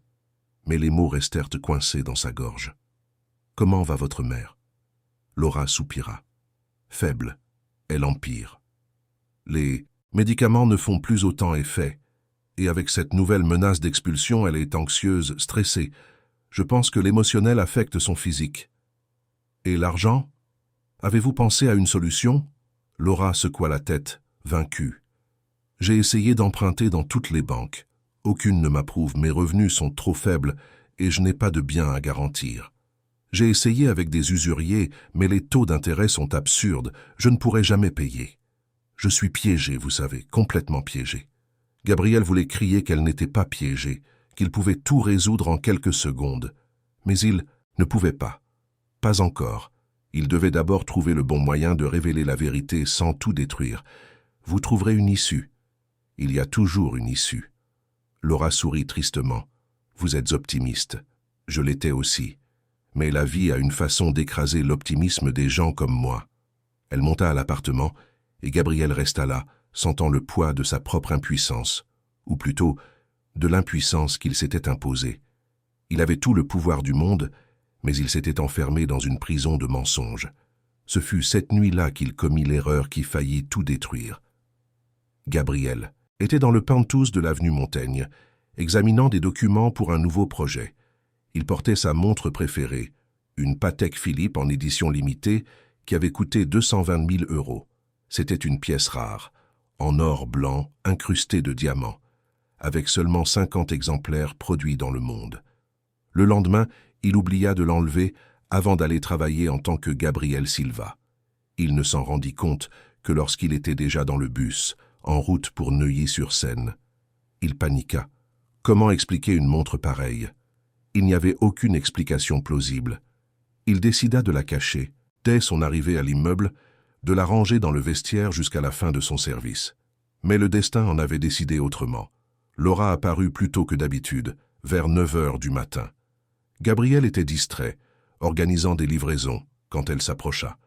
La montre était visible à son poignet, reflétant la lumière du matin qui entrait par la porte vitrée. « Bonjour », dit-elle, puis ses yeux tombèrent sur la montre. Ils restèrent là quelques secondes, écarquillés. Gabriel suivit son regard et sentit son sang se glacer. Il tira rapidement la manche de sa chemise vers le bas, couvrant son poignet. Mais il était trop tard. Cette montre, commença Laura, la voix incertaine. Elle a l'air très chère. Gabriel força un rire. Celle-là? Non, c'est une réplique. Je l'ai achetée chez un camelot de la rue de Rivoli. 20 €. Laura ne répondit pas immédiatement. Elle continua de le regarder et Gabriel voyait les rouages tourner dans son esprit. Elle était intelligente. Elle savait que cette montre n'était pas une réplique bon marché. L'éclat était trop parfait, les détails trop précis. « Ça doit être une très bonne réplique alors, dit-elle finalement, mais il y avait du scepticisme dans sa voix. Gabriel changea rapidement de sujet, mais le mal était fait. Il vit Laura monter dans l'ascenseur avec une expression pensive, inquiète. Il savait qu'il avait planté une graine de méfiance qui grandirait rapidement. Le reste de la matinée, Gabriel fut prudent. Il enleva la montre et la rangea au fond de son casier dans le vestiaire, enveloppé dans sa chemise de rechange. Mais la paranoïa s'était installée. Combien d'autres glissements avait-il commis, sans s'en rendre compte? La réponse vint plus vite qu'il ne s'y attendait. La semaine suivante, Gabriel était à la loge lorsqu'il entendit des voix altérées, provenant du hall. Il reconnut immédiatement la voix de Laura, tendue et défensive. Il se leva et s'avança. Il découvrit une scène qui fit de nouveau bouillir son sang. Laura était entourée de 3 résidentes, Patricia, Mélissa l'influenceuse et René l'architecte. Toutes 3 la regardaient avec un dédain mal dissimulé. « Je dis juste que c'est étrange, » disait Mélissa. « Vous venez ici presque tous les jours, vous restez des heures dans l'appartement. Comment savons-nous que vous ne volez rien? Mon ami a perdu un collier la semaine dernière. » Laura était pâle de colère. « Je rends visite à ma mère, malade. Je ne vole rien à personne. Comment osez-vous m'accuser? » Patricia s'interposa. « Ce n'est pas une accusation, ma chère. C'est juste une précaution. Les gens dans votre situation financière font parfois des choses indésirables. Peut-être devrions-nous mettre en place des fouilles pour les visiteurs non résidents. » Gabriel ne put plus se contenir. Il fit 3 grands pas et se plaça entre Laura et les femmes. Ça suffit. Sa voix était de glace. « Mademoiselle Laura n'a jamais rien volé à personne. Et si vous voulez mettre en place des fouilles, je suggère que vous commenciez par les résidents eux-mêmes.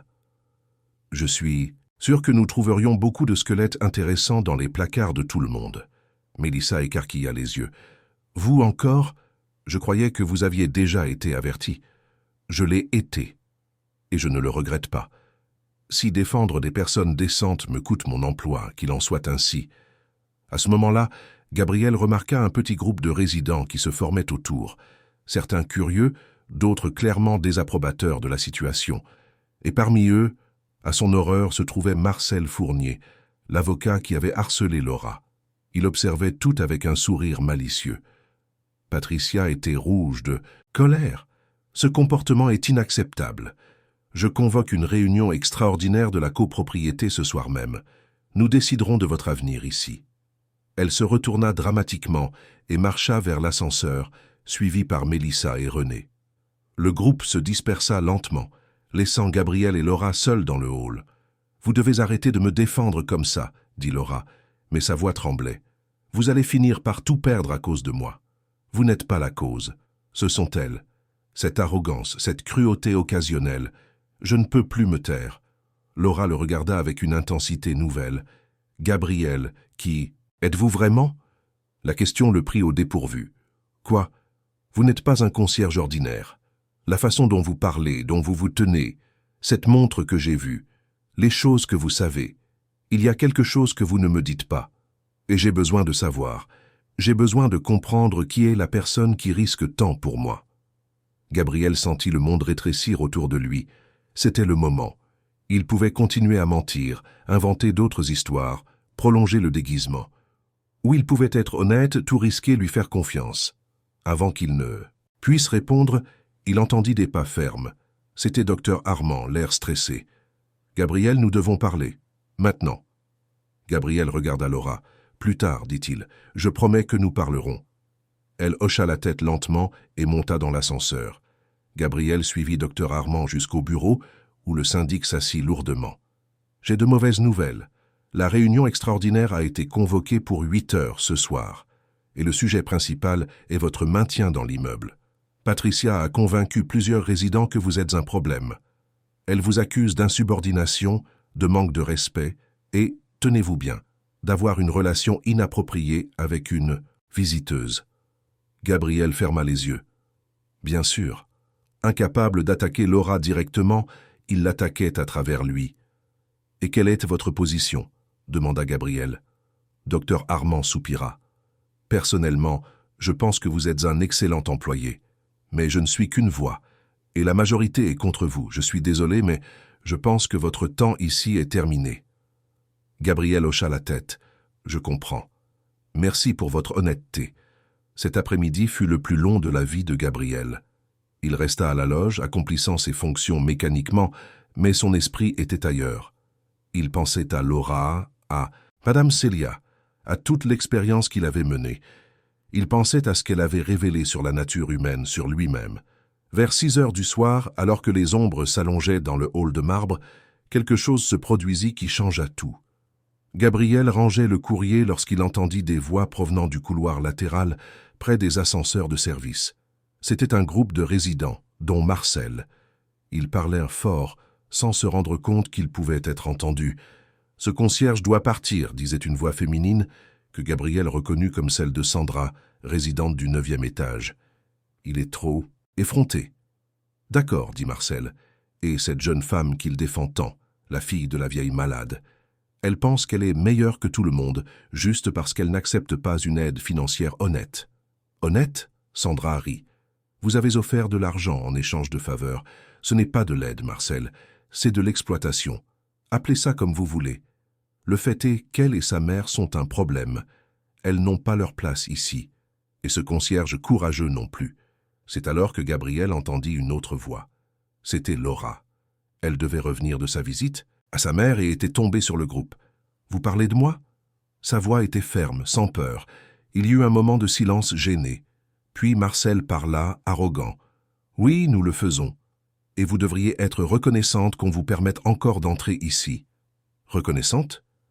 Laura rit, mais c'était un rire sans joie. « Je suis reconnaissante d'avoir le droit de visiter ma mère dans l'appartement qu'elle a payé avec 20 ans de travail ?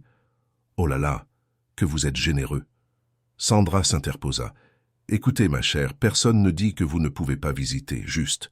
que vous devriez peut-être être plus discrète. Et le concierge, ce Gabriel, il ne devrait pas s'impliquer autant. C'est inapproprié. Gabriel était paralysé derrière le comptoir, écoutant chaque mot. Il aurait dû s'éloigner, laisser l'intimité à la conversation. Mais il ne pouvait pas bouger. Et puis Laura dit quelque chose qui changea tout pour lui. Elle dit quelque chose qui lui fit comprendre, enfin et définitivement, ce qu'il était venu chercher. Vous savez ce qui est inapproprié? La façon dont vous traitez les gens que vous considérez inférieurs. Gabriel est le seul être humain décent dans cet immeuble. Il a plus d'éducation, plus de caractère, plus de dignité dans l'ongle de son petit doigt que vous tous réunis dans tout votre corps. Il travaille pour gagner sa vie honnêtement, et il a pourtant le temps et le cœur d'être gentil, d'aider, de défendre ceux qui en ont besoin. Vous avez de l'argent, vous avez du statut, vous avez tout ce que la société dit important. Mais vous êtes vide. Vous êtes des personnes vides qui ne savent que juger et mépriser. Gabriel est peut-être concierge, mais il est plus homme que n'importe lequel de vos maris. Il est plus digne que n'importe lequel d'entre vous ne le sera jamais. Gabriel sentit des larmes brûler ses yeux. Pour la première fois depuis des décennies, quelqu'un le défendait non pas pour ce qu'il avait, mais pour ce qu'il était, ou du moins pour ce qu'elle pensait qu'il était. Il y eut un silence. Puis Marcel laissa échapper un rire désagréable. « Vous êtes amoureuse du concierge? C'est pathétique. » « Oui, » dit Laura avec fermeté, et Gabriel sentit son cœur s'arrêter. « Je suis amoureuse de lui, d'un homme qui me traite avec respect, qui ne veut rien de moi si ce n'est d'être présent, qui me fait me sentir vu et valorisé. Quelque chose qu'aucun de vous ne comprendrait, car vous n'avez jamais regardé personne d'autre que vous-même. » Gabriel ne put plus attendre. Il sortit de derrière le comptoir et se dirigea vers le couloir. Laura le vit et rougit, réalisant qu'il avait tout entendu. Marcel, Sandra et les autres résidents semblaient entre surpris et satisfaits du drame. Laura tenta de parler. « Désolé, je ne savais pas que vous écoutiez. » Gabriel s'approcha d'elle, ignorant complètement les autres. Il la regarda dans les yeux, ces yeux sombres et honnêtes qu'il avait vus quand personne d'autre ne le voyait. « Puis-je vous parler? En privé ?» Laura hocha la tête, incapable de parler. Gabriel la guida jusqu'à la loge, loin des regards curieux. Il sentit tous les résidents observer, commenter, juger. Il s'en moquait. À la loge, face à elle, Gabriel prit la décision la plus importante et la plus effrayante de sa vie. Il ne pouvait plus continuer à mentir. Pas à elle, pas après ce qu'il venait d'entendre. « Laura, je dois vous dire quelque chose, et ce sera difficile à croire. Mais j'ai besoin que vous écoutiez jusqu'au bout. » Laura était tendue, confuse. « Quoi? À propos de quoi ?» Gabriel prit une profonde inspiration. De qui je suis vraiment? Et puis il raconta tout. Il parla de Gabriel Montaigne, le milliardaire, des divorces, des trahisons, de la désillusion amoureuse, de l'expérience sociale, du déguisement, de la quête de quelqu'un qui pourrait l'aimer pour qui il était, non pour ce qu'il possédait. Il parla des semaines passées à observer, à être ignoré, traité comme un objet. Et il parla d'elle, de la façon dont Laura avait tout changé, comment elle avait montré que le véritable amour existait, comment il était tombé, amoureux de la femme la plus incroyable qu'il ait jamais rencontrée. Il raconta pendant que Laura l'écoutait en silence, les yeux de plus en plus grands, l'expression passant de la confusion au choc à quelque chose qu'il ne pouvait déchiffrer. Quand il eut terminé, le silence fut assourdissant. Laura le fixait comme si elle voyait un étranger. « Vous mentez », dit-elle finalement, la voix tremblante. « C'est de la folie. Vous vous moquez de moi. » Gabriel secoua la tête. « Non. Et je peux le prouver. » Il prit son téléphone portable, montra des documents, des virements bancaires, des photos de lui lors d'événements mondains. Il montra tout jusqu'à ce qu'il n'y ait plus aucun doute possible. Laura fit un pas en arrière, puis un autre. Son visage perdit toute couleur. « Vous avez menti. Tout ce temps, vous m'avez menti. J'avais besoin de savoir, » tenta d'expliquer Gabriel. « J'avais besoin de savoir s'il était encore possible d'être aimé pour de vrai. Alors j'étais quoi? Un test? Une expérience? Vous m'avez utilisé pour satisfaire votre curiosité sur le comportement humain. Ce n'était pas ça. Vous ne faisiez pas partie du plan. Vous êtes arrivé. Et quand vous êtes arrivé, je suis tombé vraiment amoureux. » Laura secoua la tête, les larmes coulant sur son visage. « Vous m'avez prise pour une idiote. Vous m'avez fait croire que j'avais trouvé quelqu'un d'honnête, quelqu'un de vrai. Mais vous êtes aussi faux que tous les autres. Pire, parce qu'au moins, eux ne prétendent pas être ce qu'ils ne sont pas. » « Laura, s'il vous plaît. » Elle leva la main, l'empêchant de s'approcher. « Non, ne vous approchez pas de moi. Je dois partir. Je dois réfléchir. » Elle courut vers l'ascenseur, appuya frénétiquement sur le bouton. Quand les portes s'ouvrirent, elle entra et se retourna, regardant Gabriel avec un mélange de douleur et de colère qui le détruisit. « Tout ce que j'ai dit là-bas à votre sujet, sur la façon dont vous étiez spécial, sur la façon dont vous aviez du caractère, j'avais tort.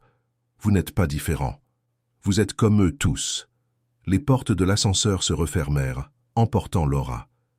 Gabriel resta là, paralysé, sentant le monde s'effondrer autour de lui. Roland apparut du sous-sol. Il avait dû entendre une partie de la conversation. Il donna une tape amicale sur l'épaule de Gabriel. « Elle aura besoin de temps. Ce que vous avez fait, même avec de bonnes intentions, était une violation de confiance. Ça fera mal pendant un certain temps. Et si elle ne revient pas? Et si j'ai perdu la seule chose réelle que j'ai trouvée ?»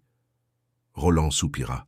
« Alors vous devrez vivre avec ce choix, comme nous tous vivons avec les nôtres. » Les heures suivantes furent un flou. La réunion de la copropriété eut lieu comme prévu. Gabriel n'y assista pas. Il appela son avocat et lui demanda de révéler sa véritable identité aux résidents, ainsi que des documents prouvant qu'il était le véritable propriétaire de l'immeuble. La réaction fut un choc total. Patricia faillit s'évanouir. Marcel devint livide. Les résidents qui l'avaient traité comme de la boue tentaient maintenant de se justifier, de s'excuser, de revenir sur leur comportement. Gabriel ne voulut pas écouter. Par l'intermédiaire de son avocat, il fit savoir à Marcel qu'il aurait 30 jours pour quitter l'appartement pour rupture de contrat moral. Plusieurs clauses de comportement du règlement de copropriété avaient été violées, y compris le harcèlement et l'exploitation. Patricia reçut une notification formelle documentant chaque insulte, chaque humiliation. Elle ne serait pas expulsée, mais elle serait sous observation. Tout nouvel incident entraînerait des poursuites judiciaires. Gabriel annula tous les arriérés de Madame Célia. Il paya intégralement avec un fonds spécial créé pour couvrir ses dépenses indéfiniment. Ce n'était pas de la charité, c'était le moins qu'il puisse faire, mais rien de tout cela n'importait s'il n'avait pas Laura. Et Laura avait disparu. Les 3 jours suivants, elle n'apparut pas à l'immeuble. Gabriel revint en tant que Gabriel Montaigne, portant ses costumes, conduisant ses voitures, occupant son penthouse. Mais tout semblait vide, plus vide qu'avant l'expérience, parce que maintenant il savait ce qu'il perdait. Il savait à quoi ressemblait le véritable amour, et il l'avait détruit de ses propres mains. Gabriel passa les 3 premiers jours dans un état de torpeur. Il retrouva sa routine de milliardaire, mais tout semblait sans couleur, sans saveur, sans sens. Les réunions d'affaires étaient exécutées en pilote automatique, les emails répondus mécaniquement. Les dîners dans des restaurants chers, seuls, avaient un goût de cendre. Il appela Laura des dizaines de fois. Tous les appels tombaient directement sur la messagerie vocale. Il envoya des messages. Aucune réponse. Il se rendit à l'immeuble 3 fois par jour, espérant la voir monter rendre visite à sa mère. Elle n'apparut pas. Le 4e jour, désespéré, Gabriel monta à l'appartement 24B. Il sonna à la porte, le cœur battant la chamade. Madame Célia ouvrit la porte, l'air encore plus fragile que la dernière fois qu'il l'avait vue. En reconnaissant Gabriel, ses yeux s'écarquillèrent. « Monsieur, » commença-t-elle, la voix faible, « ma fille m'a tout raconté. Sur qui vous êtes vraiment ?» Gabriel baissa la tête. « Je sais que je n'ai pas le droit d'être ici. Je voulais juste savoir si elle allait bien. Si je pouvais, s'il y avait quelque chose que je puisse faire. » Madame Célia l'étudia longuement. Il y avait de la réprobation dans ses yeux, mais aussi quelque chose qui ressemblait à de la compassion. « Elle ne va pas bien. Elle est partie il y a 2 jours. Elle a dit qu'elle avait besoin de temps loin d'ici, loin de tout ce qui lui rappelle monsieur. Elle a trouvé un travail temporaire dans une pension dans le nord de Paris. Elle y habite. Elle ne m'a pas donné l'adresse. Elle a dit qu'elle reviendrait quand elle serait prête. » Gabriel sentit ses jambes fléchir. Elle était partie. Elle était vraiment partie. « Je l'aime », dit-il, et ce fut la première fois qu'il l'admettait à voix haute. « Je sais que j'ai tout gâché, que j'ai menti, que je l'ai utilisé involontairement pour mon expérience égoïste, mais ce que je ressens pour elle est réel. C'est la chose la plus réelle que j'ai jamais ressentie dans ma vie. » Madame Célia soupira. « Ma fille a toujours été sensible, monsieur Montaigne. La vie n'a pas été facile pour elle. Elle a grandi en voyant son père nous abandonner quand elle avait 5 ans, en me voyant travailler jusqu'à l'épuisement pour nous offrir un toit. Elle a appris tôt que les gens blessent, que les promesses sont brisées, que faire confiance est dangereux. Et pourtant, elle vous a fait confiance. Elle a fait confiance au gentil concierge qui la traitait avec respect, et puis elle a découvert que même cela était un mensonge. Les mots étaient comme des couteaux, mais Gabriel les accepta. Il les méritait tous. Je comprends si elle ne me pardonne jamais. Mais si un jour elle revient, si un jour elle veut m'écouter, s'il vous plaît, dites-lui que j'attendrai. J'attendrai le temps qu'il faudra. » Madame Célia hocha lentement la tête. « Je le lui dirai. Mais je ne peux rien promettre. Son cœur lui a toujours appartenu. » Gabriel descendit, dans l'ascenseur, se sentant détruit. Mais aussi, pour la première fois depuis des jours, il sentit un éclair de quelque chose. Ce n'était pas exactement de l'espoir, c'était plutôt de la détermination. Il n'abandonnerait pas, il ne pouvait pas. Il passa la semaine suivante à essayer de découvrir où se trouvait Laura.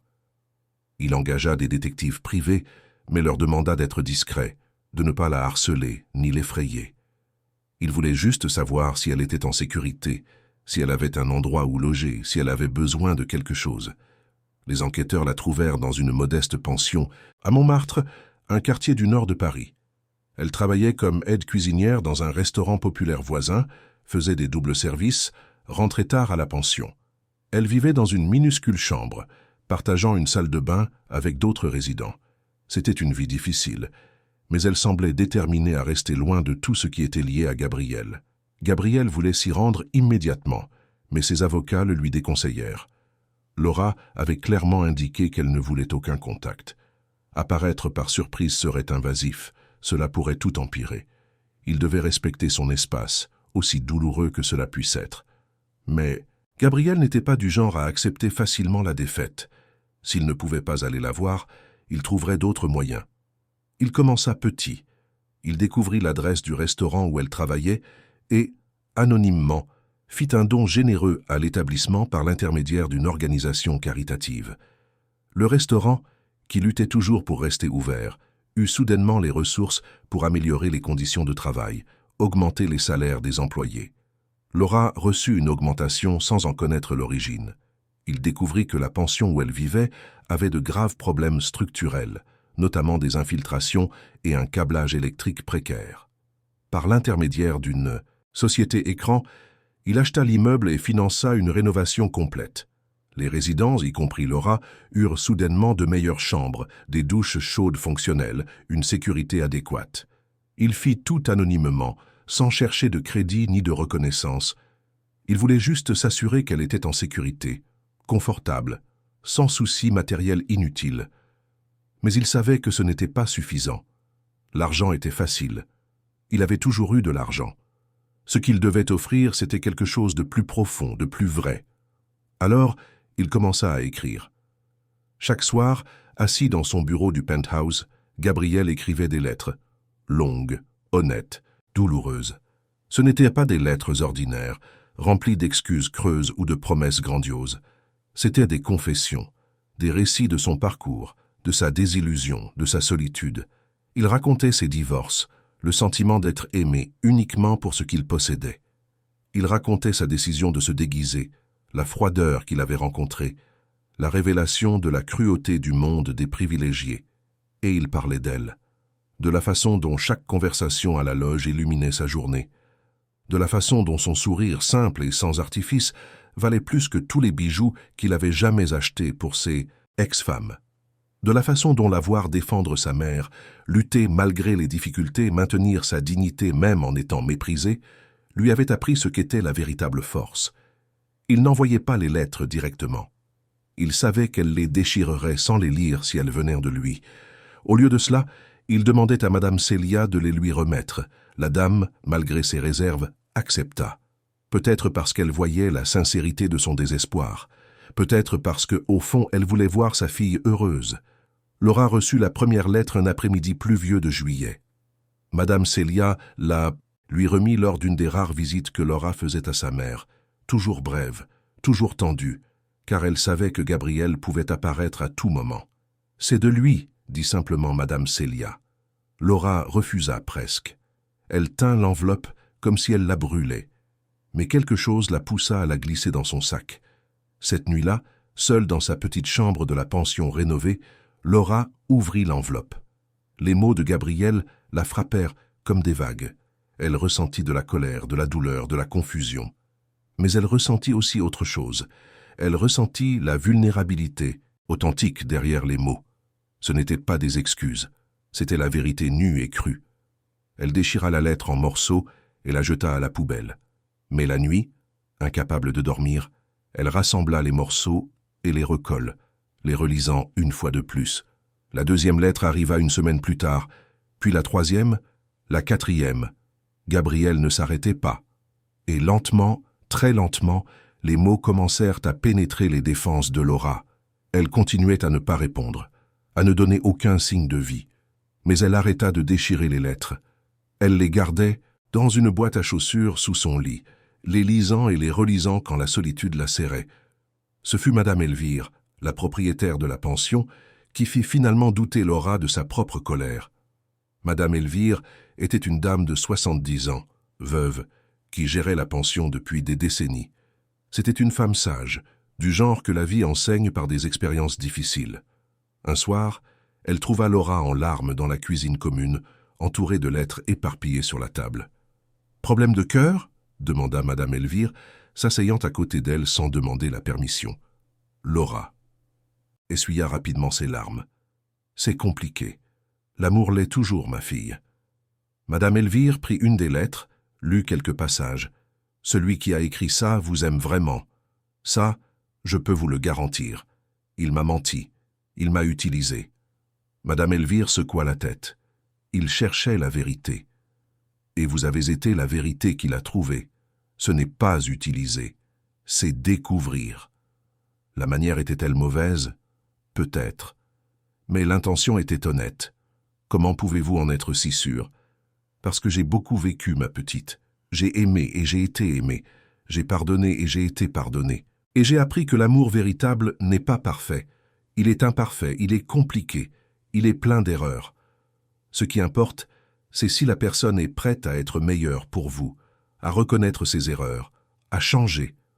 Laura resta silencieuse, assimilant les mots. « Vous l'aimez » demanda Madame Elvire. Laura hésita, mais hocha ensuite la tête. « Je l'aime, ou je l'aimais, je ne sais plus. Alors vous devez décider. Vous pouvez garder cette rancœur pour toujours, avoir raison dans votre colère, et vivre seul avec votre dignité blessée. Ou vous pouvez choisir de pardonner, de prendre un nouveau risque et peut-être trouver le bonheur que vous méritez tous les deux. Aucun choix n'est mauvais. Mais vous devez choisir. » Cette nuit-là, Laura prit sa décision.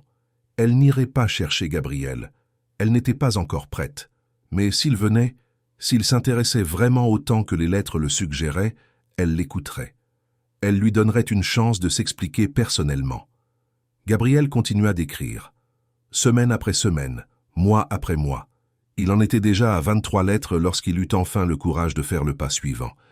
Ce fut Madame Célia qui l'appela un matin de septembre. Elle était hospitalisée, son état avait empiré. Rien de grave encore, mais les médecins voulaient la garder en observation. Laura était désespérée, essayant de concilier son travail avec les visites à l'hôpital sans ressources suffisantes pour payer tout ce dont sa mère avait besoin. Gabriel n'hésita pas. Il contacta les meilleurs médecins de Paris, transféra Madame Célia dans un hôpital privé de première classe, s'assura qu'elle aurait tous les traitements nécessaires. Mais il tint à ce que tout soit communiqué à Laura de manière transparente. Il ne voulait pas la tromper à nouveau. Il voulait qu'elle sache que c'était lui qui faisait cela, et qu'elle l'accepte. Ou le refuse librement. Laura était déchirée. Sa fierté lui disait de refuser, de s'occuper de sa mère seule comme elle l'avait toujours fait. Mais l'amour pour sa mère était plus fort que la fierté. Elle accepta l'aide, mais à une condition, elle parlerait personnellement avec Gabriel. Ils se donnèrent rendez-vous à l'hôpital un dimanche après-midi. Gabriel arriva une demi-heure en avance, nerveux comme il ne l'avait jamais été de sa vie. Même les négociations de millions d'euros ne le rendaient pas aussi anxieux. Laura arriva à l'heure convenue. Elle portait un jean simple, un chemisier blanc, des baskets usées. Sans maquillage, les cheveux attachés en queue de cheval. C'était la Laura de toujours. Et elle continuait d'être la plus belle femme que Gabriel ait jamais vue. Ils s'assirent sur un banc du jardin de l'hôpital, éloignés l'un de l'autre, un silence pesant entre eux. « Merci, dit finalement Laura, d'avoir pris soin de ma mère. Je n'aurais pas pu payer tout ça seule. Pas de quoi. C'est le moins que je puisse faire. » Plus de silence. Puis Laura se tourna vers lui. « J'ai lu toutes vos lettres, toutes. Certaines, je les ai lues 5, 6 fois. Et j'ai ressenti de la colère, de la tristesse, de la confusion. Mais j'ai aussi compris. J'ai compris votre douleur, votre solitude, votre quête. Et j'ai compris que ce qui s'est passé entre nous était réel, du moins de ma part. De la mienne aussi, dit Gabriel rapidement. Ce fut la chose la plus réelle de toute ma vie. Laura soupira. Mais comment puis-je faire confiance à nouveau? Comment puis-je savoir que vous ne faites pas semblant maintenant, que ce n'est pas seulement la culpabilité qui parle, que ce n'est pas seulement le milliardaire ennuyé qui veut conquérir la seule femme qui... A dit non? Gabriel la regarda droit dans les yeux. Je ne peux pas le prouver avec des mots. Les mots sont faciles, je l'ai appris. Je peux seulement le montrer, avec le temps, avec des actions, avec patience. Et si vous me donnez cette chance, je passerai le reste de ma vie à vous montrer que vous pouvez me faire confiance. Laura resta silencieuse un long moment. Quand elle parla, sa voix était ferme, décidée. J'ai une condition. En fait, plusieurs conditions. Gabriel hocha la tête. Lesquelles? Premièrement, vous ne me subviendrez pas, ne m'achèterez pas, et n'essayerez pas de m'impliquer avec votre pouvoir ou votre argent. Si nous restons ensemble, ce sera parce que je vous ai choisi, vous, la personne, pas le milliardaire. J'accepte. Deuxièmement, nous allons recommencer à zéro, comme deux étrangers. Je ne veux pas être la petite amie de l'homme d'affaires riche. Je veux connaître le vrai Gabriel, sans déguisement, mais aussi sans les projecteurs. J'accepte aussi. Troisièmement, vous continuerez d'être concierge. Gabriel cligna des yeux, surpris. Quoi? Pas pour toujours, précisa Laura, mais pour quelques mois encore. Vous avez commencé quelque chose, une expérience pour découvrir la vérité sur les gens. Terminez-la. Retournez à l'immeuble, non pas comme propriétaire, mais comme employé. Montrez à ces gens qui vous ont traité comme de la boue que la dignité ne vient pas de l'argent. Et montrez-moi que vous avez vraiment appris quelque chose de tout ça. Gabriel ne s'y attendait pas. Mais plus il y pensait, plus cela avait du sens. C'était sa rédemption, son chemin de retour vers l'humilité qu'il avait presque perdue. J'accepte. Toutes les conditions. Laura esquissa enfin un petit sourire. Alors nous pouvons essayer. Les mois suivants furent les plus stimulants et les plus gratifiants de la vie de Gabriel. Il retourna à la résidence Haussmann Prestige en tant que concierge, mais maintenant que tous connaissaient sa véritable identité. Ce fut étrange, embarrassant, parfois humiliant. Les résidents ne savaient pas comment agir. Certains tentèrent de s'excuser, de flatter, de compenser leur comportement passé. Gabriel les traitait avec une politesse neutre, sans rancune, mais sans non plus permettre la fausseté. D'autres, comme Patricia et certains de ses alliés, déménagèrent, incapables de supporter la honte. Mais le plus important, Gabriel apprit à valoriser le travail honnête. Il apprit que servir n'était pas dégradant, que l'humilité était une force, que le caractère n'avait pas besoin d'argent pour exister. Et Laura lui rendait visite. Pas tous les jours, mais régulièrement. Ils conversaient à la loge, prenaient un café, partageaient des histoires. Lentement, très lentement, ils reconstruisirent la confiance. Gabriel n'essayait pas de l'impressionner avec des cadeaux ou des gestes grandioses. Il offrait le simple, sa présence, son attention, son honnêteté. Il l'emmenait se promener au parc, pas dans des restaurants coûteux. Ils regardèrent des films à la maison, pas des avant-premières exclusives. Ils conversaient pendant des heures, se découvrant l'un l'autre vraiment. Madame Célia s'améliora, avec le traitement approprié. Elle n'était pas guérie, mais stable, avec une qualité de vie. Elle retourna à l'appartement et, à la surprise de Gabriel, commença à le traiter avec une affection sincère. Elle voyait en lui non pas le milliardaire, mais l'homme qui aimait sincèrement sa fille. 6 mois après avoir recommencé, un soir de mars, Gabriel prononça enfin les 3 mots qu'il gardait depuis si longtemps. « Je t'aime ». Ils étaient assis sur le vieux canapé de l'appartement de Madame Célia, regardant un vieux film. Laura se tourna vers lui, les yeux brillants. « Moi aussi je t'aime. Je t'ai toujours aimé. Même quand j'étais en colère, même quand je me suis enfui. Je t'aimais. » Ils s'embrassèrent pour la première fois. Ce ne fut pas un baiser cinématographique. Il fut maladroit, nerveux, parfait dans son imperfection. Ce fut le baiser de 2 personnes qui avaient traversé des mensonges et des vérités pour arriver à ce moment. 3 mois plus tard, Gabriel fit sa demande. Non pas dans un restaurant cher ou avec un énorme diamant. Il la fit dans le hall de l'immeuble, à la fin de son service de concierge devant tous les résidents, employés et visiteurs. Il s'agenouilla sur le marbre froid, dans son uniforme de concierge, et offrit une simple bague en argent qu'il avait achetée dans une bijouterie de quartier. « Laura, vous m'avez appris ce qu'est le véritable amour. Vous m'avez appris que la valeur ne réside pas dans ce que nous possédons, mais dans ce que nous sommes. Voulez-vous m'épouser? Pas le milliardaire, mais l'homme que vous avez rencontré quand il n'avait rien d'autre à offrir que lui-même » Laura pleura, rit et dit oui. La cérémonie eut lieu 2 mois plus tard, un matin de juin. Gabriel insista pour que ce soit là, même dans le hall de l'immeuble où tout avait commencé. Simple, petite, sans invités illustres. Seulement Madame Célia, quelques employés, Madame Hélène, Roland et quelques rares résidents qui avaient fait preuve d'humanité tout au long du processus. Laura entra par la porte principale, celle-là même par où elle était passée tant de fois, portant de lourds sacs et des préoccupations encore plus lourdes. Elle portait une simple robe blanche, sans dentelle coûteuse ni broderies élaborées. Elle avait des fleurs naturelles dans les cheveux, cueillies dans le jardin de l'immeuble. Gabriel l'attendait devant le comptoir de la loge, où il avait passé des mois à recevoir indifférence et mépris, mais aussi où il avait rencontré l'amour de sa vie. Quand elle arriva près de lui, Gabriel lui prit les mains. Il ne put retenir ses larmes. Le juge de paix conduisit rapidement la cérémonie. Les mots traditionnels furent prononcés, les vœux échangés, les alliances passées. Et puis, enfin, ils furent déclarés mari et femme. Quand ils s'embrassèrent, les présents applaudirent. Ce n'était pas une grande foule, mais l'applaudissement était sincère, chargé d'une émotion véritable. C'est alors qu'une enfant, fille d'une employée de nettoyage qui assistait à la cérémonie, tira sur le bas de la robe de sa mère et demanda à voix haute, avec cette innocence que seuls les enfants possèdent. « Maman, c'est la princesse de l'immeuble ?» Le hall entier resta silencieux. Puis Madame Célia, assise dans un fauteuil roulant emprunté à l'hôpital, commença à rire. C'était un rire faible mais sincère, plein de joie. « Oui, ma chérie, » répondit Madame Célia, « c'est la princesse. Et elle l'a toujours été. Il fallait juste que quelqu'un la voie. » Laura regarda Gabriel, les yeux pleins de larmes et de sourires. Il l'embrassa, cachant son visage dans son cou, ressentant l'immense gratitude d'avoir trouvé, après tout, ce qu'il cherchait. Car là, à cette heure, Laura était enfin vue, non pas pour son statut, sa beauté ou sa vanité, mais comme une femme aimée, comme une personne valorisée, comme une âme reconnue. Et Gabriel, le milliardaire qui avait tout et n'avait rien, avait enfin compris la leçon la plus importante. Le véritable amour ne peut être acheté, testé ou forcé.